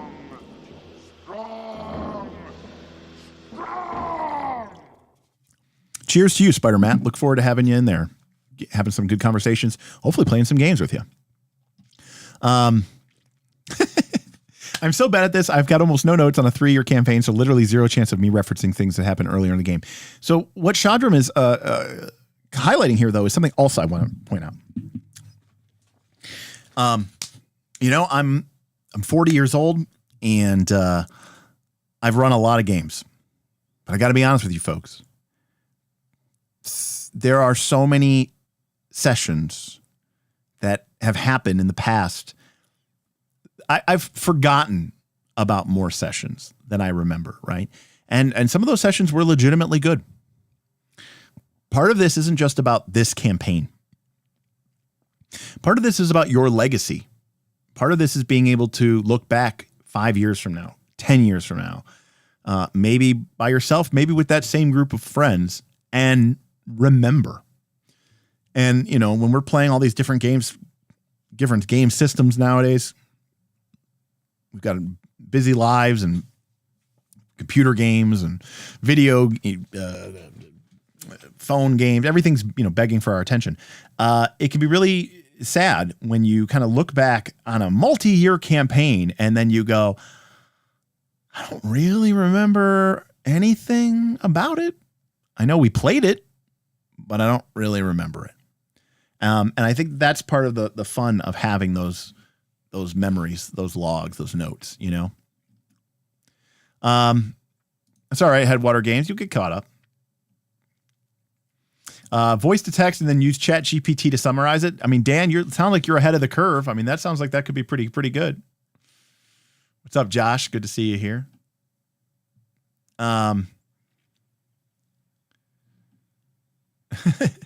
Unless I've been tasked by the GM, my session notes amount to recording the spelling of important NPCs' names. You know, it's interesting. Well, I mean, London, that's a great advertisement for play by post, because it's, you know, by definition there's sort of a record, you know, which is, I think, fantastic. But if you guys remember, when we were doing the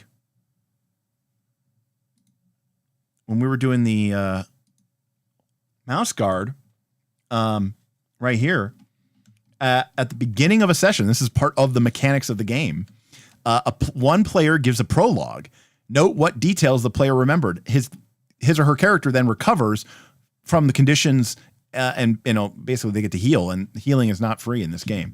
So this is literally a mechanical incentive for your players to sort of remember what is hell's going on in your campaign. So that could be pretty effective sometimes too. All right. Well, it's 8:40, so we're not going to get a chance to go to to number 3, which is improvisation. So, you know, I and a lot of the notes that I have here are, you know, they're not about creating adventures, because, again, I mean, I think number one, I think that's a separate skill in its entirety. But this is more of just about like the GM skill itself of how to be, you know, sort of prepared, and what can you do to be maximally empowered to not only improvise, okay, but also know what the hell the game is going. Like, so case in point, by the way, you know, there's some subtleties here, okay, which is know the damn rules, right? That was our first one. Guess what a corollary of know the damn rules is? Know the damn adventure. If you're gonna play a pre-published adventure, then you need to read that thing. Now, you don't need to necessarily know exactly what happens on the last page, but you should at least be pretty familiar with what's going on with it. And if you need to cut it up, rip it up, chop it up, do whatever you need to do in order to be able to play it, that's on you. And you know, you get a lot of advantages when you use a pre-published adventure, but you still got to put in the sweat equity. You still need to learn it. You still need to know what's going on. You know, I find, and I know that Smith has often said the same thing, that one of his biggest advantages when he preps and like makes his own dungeon, you know, or makes his own adventure site or whatever. Oftentimes he doesn't really even need the prep, because the sheer act of creating it burns it into his head, right? And so it's like he's able to recall it very, very easily. Whereas oftentimes with these adventures, you know, if the first time you're reading an encounter and some of these modern games, Pathfinder 2, whatever, are pretty complicated. There's a lot of monsters, a lot of stats. If the first time you're taking a look at that encounter, the first time you're taking a look at that stat block is tonight during the game session, I don't feel like you didn't do your work. You didn't do your due diligence. You didn't prepare enough. Just because it's pre-published doesn't mean it's free. And you still got to put in the time and the effort. Pathfinder 2nd edition, 4th edition D&D, these are really fun games with a lot of interesting mechanical nuances and a lot of cool, interesting decisions. But they come at a price. You need to have your ducks in a row, and you need to be prepared to show up and game. So, definitely something to think about there. Let's see. Google Docs version history is a lifesaver. So many NPCs, places, and fronts recovered from version history over the years. That's another. Technology can be a great tool for that reason alone. And I recommend cloud-based storage. And the reason why I know they recommend cloud-based storage is because I used to keep a bunch of notes on on OneNote, but it was like a local version on machines. And I'm like, oh, it's on that hard drive. And I'm like, yeah, I don't even know where that hard drive is. So the cloud is definitely your friend when it comes to this stuff, And I tend to agree. Apparently this is backed up by science. When I write something by hand, or I use a writing tablet, it does help remember things better. I obviously run a YouTube channel digitally, but for me personally, I almost keep all of my notes, even for my personal life, in like a bullet journal style thing. And I handwrite lists and I cross things out manually. For me, that just, drills it in more. That's a totally awesome idea. And it's totally great. And, and I would even go so far, Klaus, is if somebody gives a recap and you award them a hero point and then another player says, oh no, but you forgot about that other really cool thing and how that might mean. And then be like, that's a great point. You get a hero point too. Like if people are showing you, who they are and what they're interested in, you should reward that, right? What gets rewarded gets repeated. Let's see here. I should just wing the improvisation section. Spoiler alert, but when we get to the improvisation section, it's going to basically be me just reading Apocalypse World to you. That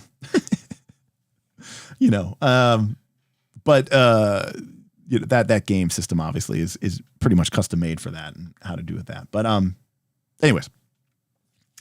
But we'll look, this has been a lot of fun, and we're gonna keep going on this and stuff like that. But we'll do improvisation next time.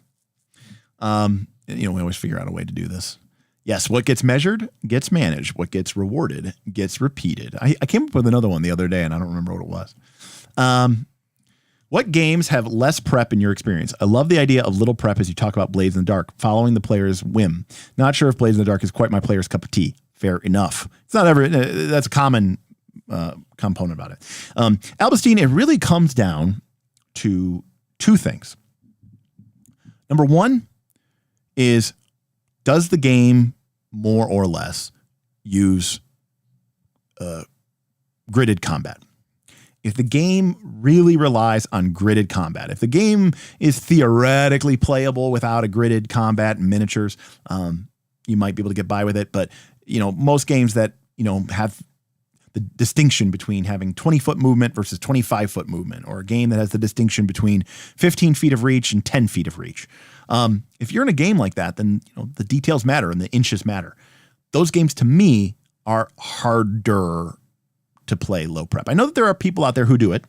Props to them, but I find that it's a bit tricky, because in order for me to feel comfortable creating those kind of encounters and those kind of maps, I need to require some amount of work. The second thing is understanding a game system where when we look at a game system that is trying to create a story instead of a game system that is trying to create a simulation of a reality. So what do I mean by that? In D20 D&D, when we roll the die, why are we rolling the dice? Because what we're trying to do is we're trying to model, using random numbers, how difficult something is. And then we're taking a look at the person who's doing this action, and we're trying to consider how strong they are, how quick they are, how skilled are they, what kind of magical bonuses do they have. And thus, if they have advantages, they will have a higher chance of success. And so what the game system is trying to do is create a binary pass-fail outcome system. Blades in the Dark and Powered by the Apocalypse and games like that aren't trying to do that. In fact, I think they get themselves in trouble sometimes because they create skills and attributes that make it sound like it's simulating a reality, when in fact it is not. So in like Dungeon World, for example, there is a move called Hack and Slash, and it uses your strength attribute. So it's very easy to think of that as being equivalent to the strike action, right? Or a melee attack from D&D. But it's not at all. Because what Hack and Slash is doing is it's not trying to model how good of a combatant you are and how high is their armor class. Creatures don't have armor classes. Everybody succeeds on a 7 or higher in Powered by the Apocalypse. So what does that even mean in the context of this idea of simulationism? It doesn't. It means nothing. What it is instead is it's telling us who gets to decide where the story goes next. Is it the player or is it the GM? And while that may technically be true in D&D, I find that it's not, because if you're doing that in D&D, you're probably kind of making something up and you're kind of fudging. Or you aren't fudging, you're relying on your prep, the player fails to pick the lock. But you know that in the room next door is a group of ghouls who will wake up in 1d2 turns when they hear somebody trying to break into the vault door and will come and investigate, which is great. That's awesome. That's not cheating. That's not fudging. You had that prepped. I mean, that was part of the game and had this interesting emergent experience. Awesome. Everything I just described is why I love old school play. But that's not low prep either, right? You had to know that those ghouls were there. You had to have had the random encounter table made. Now you could just say, let's say we're playing 5th edition D&D, and the group is trying to break into the vault, and you don't have a random encounter table, and you don't have anything prepped or planned, and the group, the person fails. They fail their lockpicking check, and you decide on a whim, I want this to be dramatic and cool, and like the players are trying to break in, and that's when the ghouls attack. You could do that, and you could have ghouls attack, but those are quantum ghouls, and we've talked about this very much on this game system. I think that's bad. I think that's ruining some of the aspects of the game. Now, why is this different in Dungeon World? Why is this different in Powered by the Apocalypse? Because Powered by the Apocalypse, that check that you're making is not to see if you can open the door or not. The check is something, what is going to happen after this moment in the story? Are the players going to get what they want, or is the GM going to have an opportunity to add something to this story? And that's it. Because case in point, as crazy as it might sound, people lose their mind over this all the time. Let's say you and I were playing Dungeon World, okay? And you go to find the vault door, and you go to pick the lock. And I say, okay. You begin working on the lock, and you're like, oh, I have this lock picking skill thing on my character sheet. And I'm like, okay, great. Make a roll. So you make the roll, and you fail. And I describe you as picking the lock, right? And I describe it as like, the last tumblers are falling into place, and you begin to hear the heavy gears of the door begin to unlock after centuries of being jammed together. But as the door agonizingly creaks open, you hear the hissing sound and the glinting red eyes of a pack of ghouls emerging from the nearby crypts to the left and to the right of you, as the former tomb guards, sworn to eternally guard the vault of the great sceptered king, emerge hissing at the edge of your torchlight. And now suddenly we're in this really intense, unique situation. Now, I may have just made those up, but the game gave me permission to do that. And you failed the check, a lock-picking check, but you opened the lock. And as a result, ghouls showed up, even though they weren't part of my prep. Doing something like that in D20, I think, would feel very strange and out of place. Doing something like that in Powered by the Apocalypse is normal. Now, granted, some people experience that in Powered by the Apocalypse games, and they get very upset or disquieted because they're used to what they consider to be normal. And they're kind of like, wait a second, I failed. So why is the door open? And also, wait, the ghouls appeared because I failed a lock check? Like, does that even make sense? And it's like, no, because you're thinking of this as terms of a simulationist reality instead of a story simulator or a story emulator, story creator. It's a dynamic creation engine. And it's really just about deciding who gets to, who has the conch next and who gets to keep telling the story. It's a very long-winded answer. Let's see here. In the early days, the channel was about entertaining and educational RPG content and elevating the level of the GM and play in the hobby. How would you score the channel for those goals? Any new ones? Well, we've gotten away from, I don't think we're as entertaining as we used to be. I think it's mostly educational. I mean, we have fun here, of course, and I love having Bob and Smith on, but obviously the actual plays were really the more entertaining part, but only for a select few people, right? Our actual plays have always been our absolute lowest result of views. So it's almost like the group wants, the audience wants educational content over entertaining content, and rightfully so. I mean, I'm not Matt Mercer, God knows Bob isn't fucking, Sam Riegel. So it's a lot more entertaining to watch these, skilled, trained thespians than it is even someone like me. Now, granted, I think if you came, and I say you, I don't mean London, I mean any of you. If you came and we sat down and we played an RPG together, I think we'd have a great time. I think you might enjoy it. But that's different than being like entertaining to watch on a TV. So I don't know. In terms of any new goals, I don't know. It's weird. Because in some ways, you all in general, I mean, we get new people here all the time, which is fantastic. And you're more than welcome to be a part of this community. In fact, God bless you. But by and large, I mean, so many people who came to us, even just a year ago or 6 months ago, but certainly people who've been with us for 2 or 3 years as members of the Patreon. And that level of support is just insane. I'm not saying that they're perfect, but they're pretty damn good. Like, they've learned what they're going to learn. You know what I mean? Like, they've mastered the art, and more than just mastering the art, they don't need to listen to me anymore. Through conversations, through opening up their mind, through being hardworking and diligent and being, they have become their own master, and they are now thinking about the game in a more objective fashion, and they are processing information and they are taking things into consideration.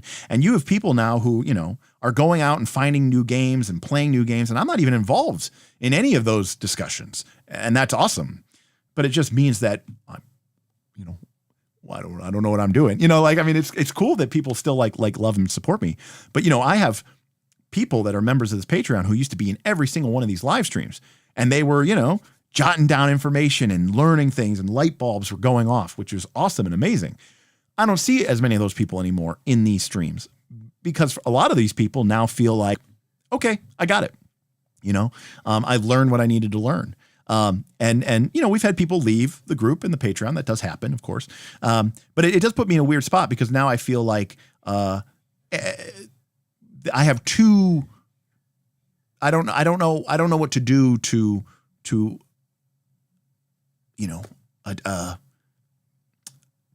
bring value to that cohort, right? Of the patrons. Obviously we have a wider YouTube audience. We have over 12,000 of you. Hello. But I'm primarily focused on our 400 plus patrons. And, for me, it's always about like, these are people who are giving me money every month. I love that they support me, but I want to make sure that there's value, right, being given back to them, and figuring out a way to sort of balance that, because we have people now in this community who I think are really good GMs. I think more so than anything that you could have, any sort of conversation that you could have with me, I feel like you are really getting the most benefit out of the Night's Last Call is we have a lot of great GMs. I mean, I'm not trying to toot our horn here, but a lot of these GMs, they've learned from me, they've learned from Smith, they've learned from each other. And, not every GM is perfect. Not every GM is going to have the exact same style, which is a good thing. There's I need to make improvements in my style and gameplay as well. Certainly my patience. But by and large, you're getting a really good GM. So, and our community games are, part of the sign up. So, you have a lot of people who are playing, in some way. All right. Again, I'm not talking about me. I'm talking about my community. I'm talking about the Knights of Last Call patrons here.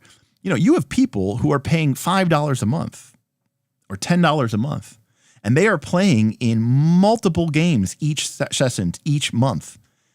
They're paying $5 total, and they're playing with incredible GMs. And these GMs are way better than some of those people out there that are charging $30 an hour or $40 an hour on like play on tabletop or whatever it's called. Some of those I've seen like actual plays of people, who are theoretically professional GMs or whatever.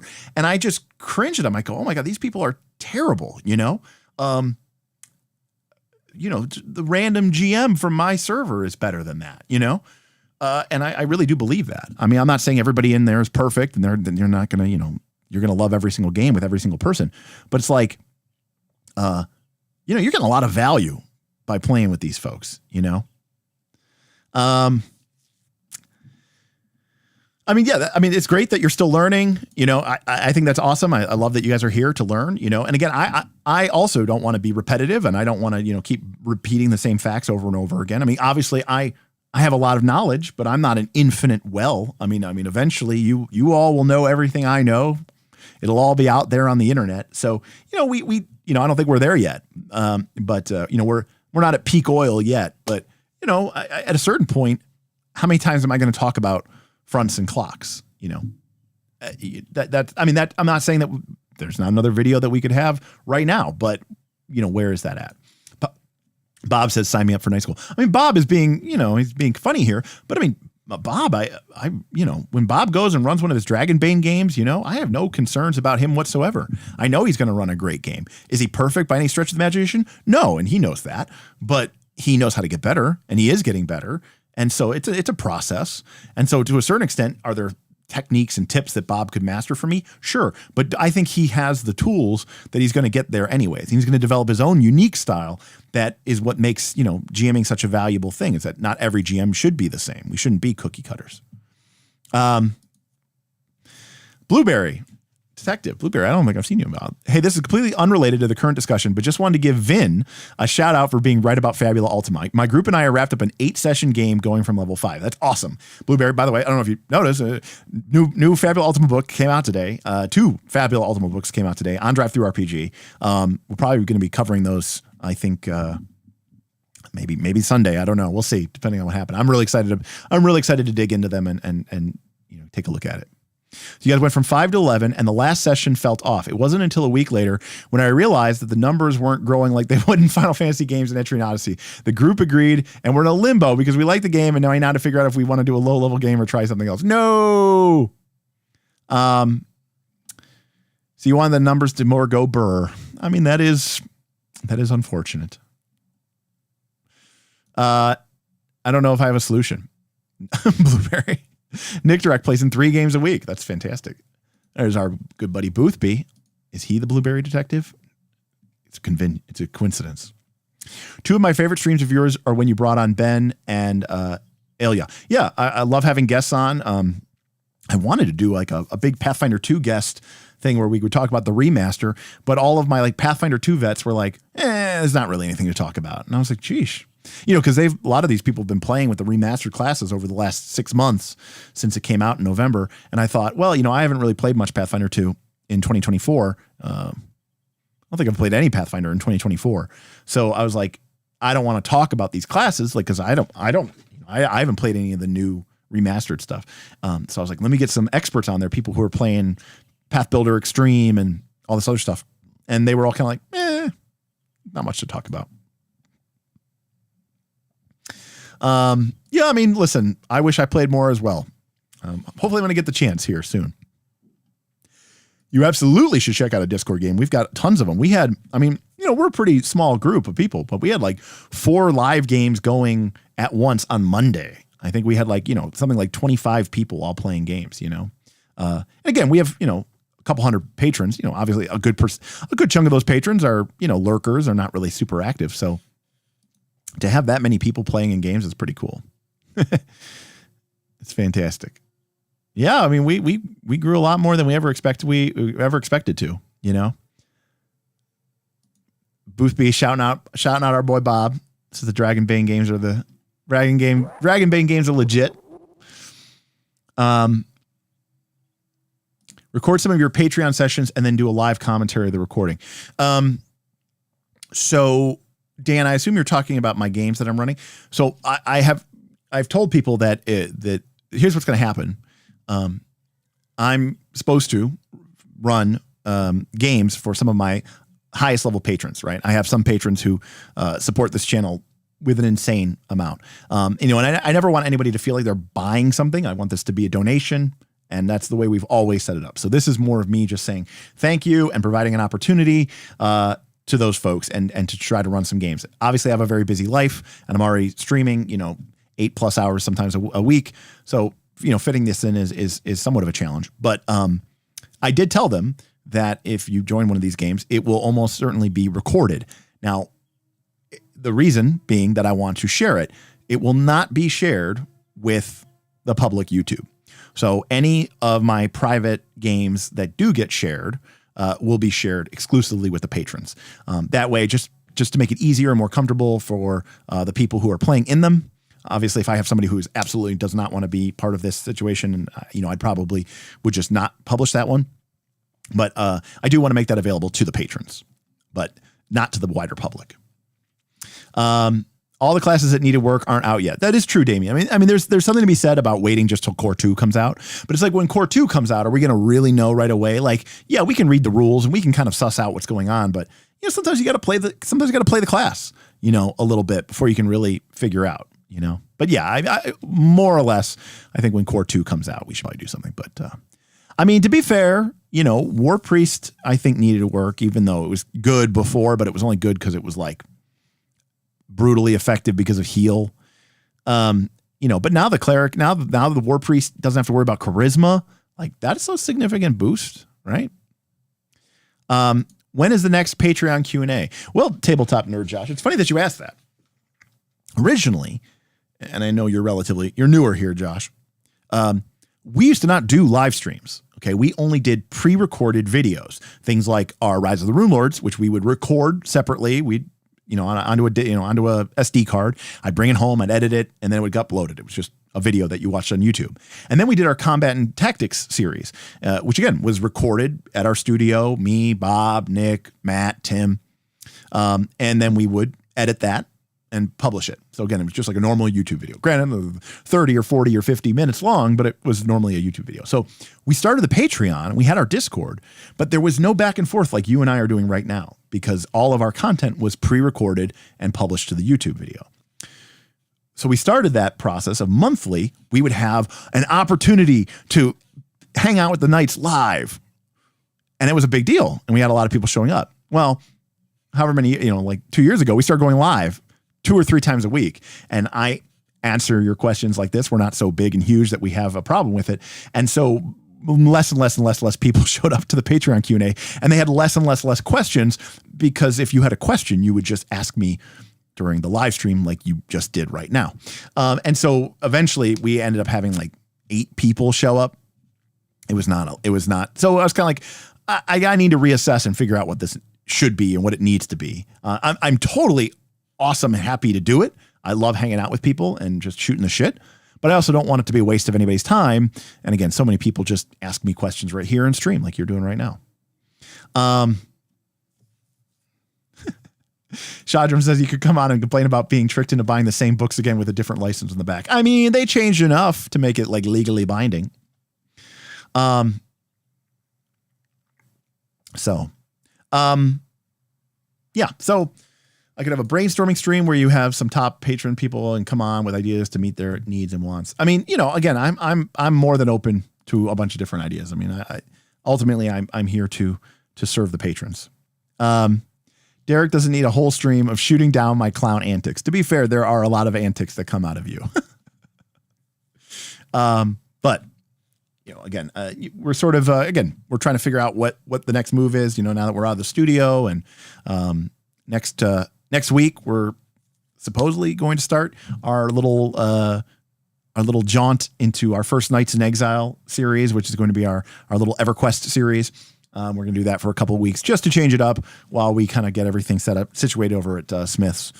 Because, again, the next couple of weeks for us are going to be like probably stream. And then the week of June 17th, pretty much the whole Knights, me, Smith, Bob, we're all going to be going down to Columbus, Ohio for Origins Game Fair. We're going to be meeting up with a bunch of patrons down there as well. If you see us, say hi. If you're not part of the Patreon, you can always stop by and talk to us. But we're going to be down there. And so that week will probably be we'll probably be off maybe that whole week as well. Yes. Make your own game where you copy D&D4E and have ChatGPT change the name of stuff so nobody notices. Rip Studio. Yeah. At the same time, it was expensive. And, we weren't up there. I had dreams that we would be up there 2 or 3 times a week. And we were up there like 2 or 3 times a month. So the cost per episode to be up there was really high. For a little tiny little, channel like us, that maybe makes, $2,000 a month, $1,500 a month, to pay $1,300 a month in studio rent, is kind of insane, right? It was fun and we had a good time with it, but it was really expensive. Well, and Blueberry Detective says, personally, I've always loved your insights on various games and picked up some fun ones from stream recommendations. Another idea could be to translate your favorite media into campaign kernels. That's the other thing I do worry about sometimes, which is I want to make sure that we're not getting too far off of what we traditionally do here.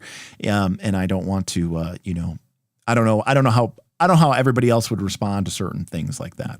Like I've always thought it would be fun. Like I haven't watched the new X-Men cartoon yet, but I saw like a clip that somebody posted and I saw it on YouTube. I think it was from the first episode, and it was like Cyclops kind of being a badass. Or the whole team was being a badass. They were fighting like Sentinels. Cyclops is like, falling, and then he like shoots his optic blast at the ground to like cushion his fall. I think it's the first episode. Again, I haven't really seen the show, but I don't have Disney. But I couldn't help, and this is something Smith and I talk about. When I'm watching that scene, I'm just immediately translating it all into Powered by the Apocalypse mechanics, and I'm like, oh, that was a full hit. Oh, that was a partial hit. That was the complication. That was the soft move. Okay, this is what that person did. Oh, that was a miss. They got this effect, but the GM threw this in, and like I just can't help but convert everything that's happening on screen into PBTA. It's just something that I do a lot, and it's very common in superhero movies and that kind of stuff. Lord of the Rings, any sort of thing that you would probably play an RPG of. So I thought that was really interesting. I was like, oh, that'd be fun to do on a channel or on a stream. But I'm like, yeah, but like some people might be like, that's not really a whole live stream. And I don't really do videos anymore. So I was like, I don't know how I would do that. So I don't know. That's what we got. Derek has done several whole streams shooting down my antics. That is absolutely true. Damien, your record is not great for games. Yeah. Anyways, we're not big enough to ever have a second channel. We're barely big enough to have one channel. That's I don't want to, and I don't want to be like other, content creators who just try to leverage their audience who came here for a certain thing, and then they try to spin it into a new series or something like that. This isn't a full-time job for me. It's not a full-time job for any of my guys. So, we kind of just do what we want to do, and, try to be mindful to the patrons. Well, that is only partially true, Damien, because technically Boothby was the one who tipped a shitload in the Leshy stream, which made the Poppet stream happen. So technically that is the case. I mean, that is that's a very kind thing for you to say. I do think that Matt Colville had certainly had a better way of compressing his knowledge and sharing it to us, in a much more condensed way than I tend to do. But I like the conversation. I like the back and forth between us. I like being able to answer your questions as you have them. So that's part of what we do here. Movie night should just be translating movies into game mechanics. Well, yeah, but after you watch it like 2 or 3 times, you'll quickly just be like, okay, so we should just be all playing Powered by the Apocalypse. And I'd be like, yes, that is correct. Again, it really comes down to, what do you want out of your RPG experience? Do you want a puzzle that you're trying to solve, like, right? A challenge that you're trying to unlock? And that could be, by the way, new school, gridded combat, 5-foot steps, taking the right feat, making the right build. But you're trying to solve a problem. You're trying to solve a puzzle, and you're trying to beat the encounter. But old school games are very much the same. They just, sure, you're using bullshit and you're making stuff up and the GM's making rulings, but you're still trying to beat the dungeon. You're still trying to get the treasure, right? You're still trying to win the game. You're using different methods to do it, but both those styles of games are actually about competing, and they're about, overcoming the challenge and winning. Other RPGs are very different than that. They're not about overcoming the game challenge. They're not about winning. It's about just the act of creating a story. In a traditional D20 game, the objective is to win. And through playing, you create a story. Sometimes actually you don't. Sometimes it's really boring and you're like, wow, okay. We just killed everything and got all the treasure and we leveled up. And there wasn't really much of a story there, unless the GM stapled one onto it. So that's both the good and the bad of D20. By the way, there are a lot of people who play D20 with essentially no story creation. They just enjoy the puzzle aspect of beating the challenge of the game. Totally fair. But there's other systems like Powered by the Apocalypse, which are about creating stories. And ultimately, that's why movies tend to end up looking a lot more like a Powered by the Apocalypse game. I mean, the joke that was made, I don't think it was made by us. I think it was made by somebody else, but we certainly made this joke, is that if you watched the new D&D movie, which I thought was okay, I don't think it was super great, but I thought it was enjoyable. I enjoyed my watch of it. But you go, this would be shitty. You would have a horrible time trying to use actual Dungeons and Dragons, 5th edition, 2nd edition, 1st edition, 3rd edition, whatever, to play that, whatever happened in that movie. You're like, no, that wouldn't happen. That's not how that would happen. And then you start realizing, if they were using Dungeon World to run the D&D movie, it would work out great. It would work out perfectly. And that's because Dungeon World, being Powered by the Apocalypse, is about storytelling. It's not about the challenge of overcoming the game, so to speak. Anyways. Well, that is going to wrap it up for us. I'm going to have to see what my appetite is for streaming, because I really do want to talk about this new Fabula Ultima book. And I'd love to take a look at it with you all on stream. So, we do have our Sunday system streams. So sometimes, it might happen, depending on, how busy I am over the weekend and am I up for it? Do I have the energy for it? So we'll see. We'll see how I feel, but I'm excited. I'm excited about that system. I'm excited about that game.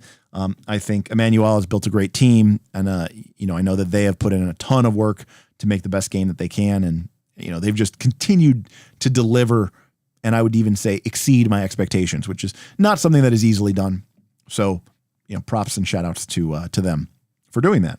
And while I have not looked at it yet, my expectations are very high that it will be very good. So for sure. No. Okay. I did not like the Marvel game. Remember, the PDF thing was a problem, but remember when I was not a fan of the Marvel game, not a fan of the multiplication, addition, subtraction. That was not a good thing. Sentinels was good. Sentinels I enjoyed. Sentinels was good. All right, everybody. Well, that's going to do it for me. Hopefully you have a enjoyable weekend. Hopefully you get some gaming on. I'd love to see you in our Patreon if you're so inclined. Best way to support the channel is to join the Patreon. You get access to different benefits and options depending on what tier you join at. Some of our exclusive Patreon backlog of content. You get tickets that you can use to get merch and get into some exclusive games and access to some PDFs that we had published a little while ago. There's a lot of different cool benefits. But ultimately, even if you just want to join and at the lowest level and just show your support and be part of our community and get to play in some of these community games, it's fantastic. I mean, that's what we're here for. So we'll see you there. Patreon.com/nightslastcall. For all those existing patrons who are already out there supporting us each and every month, thank you so much. Obviously, YouTube hates us, but you all make us feel special. So my shout out and my thanks to you all. So we'll see you next time on Nights of Last Call. Good night, everybody.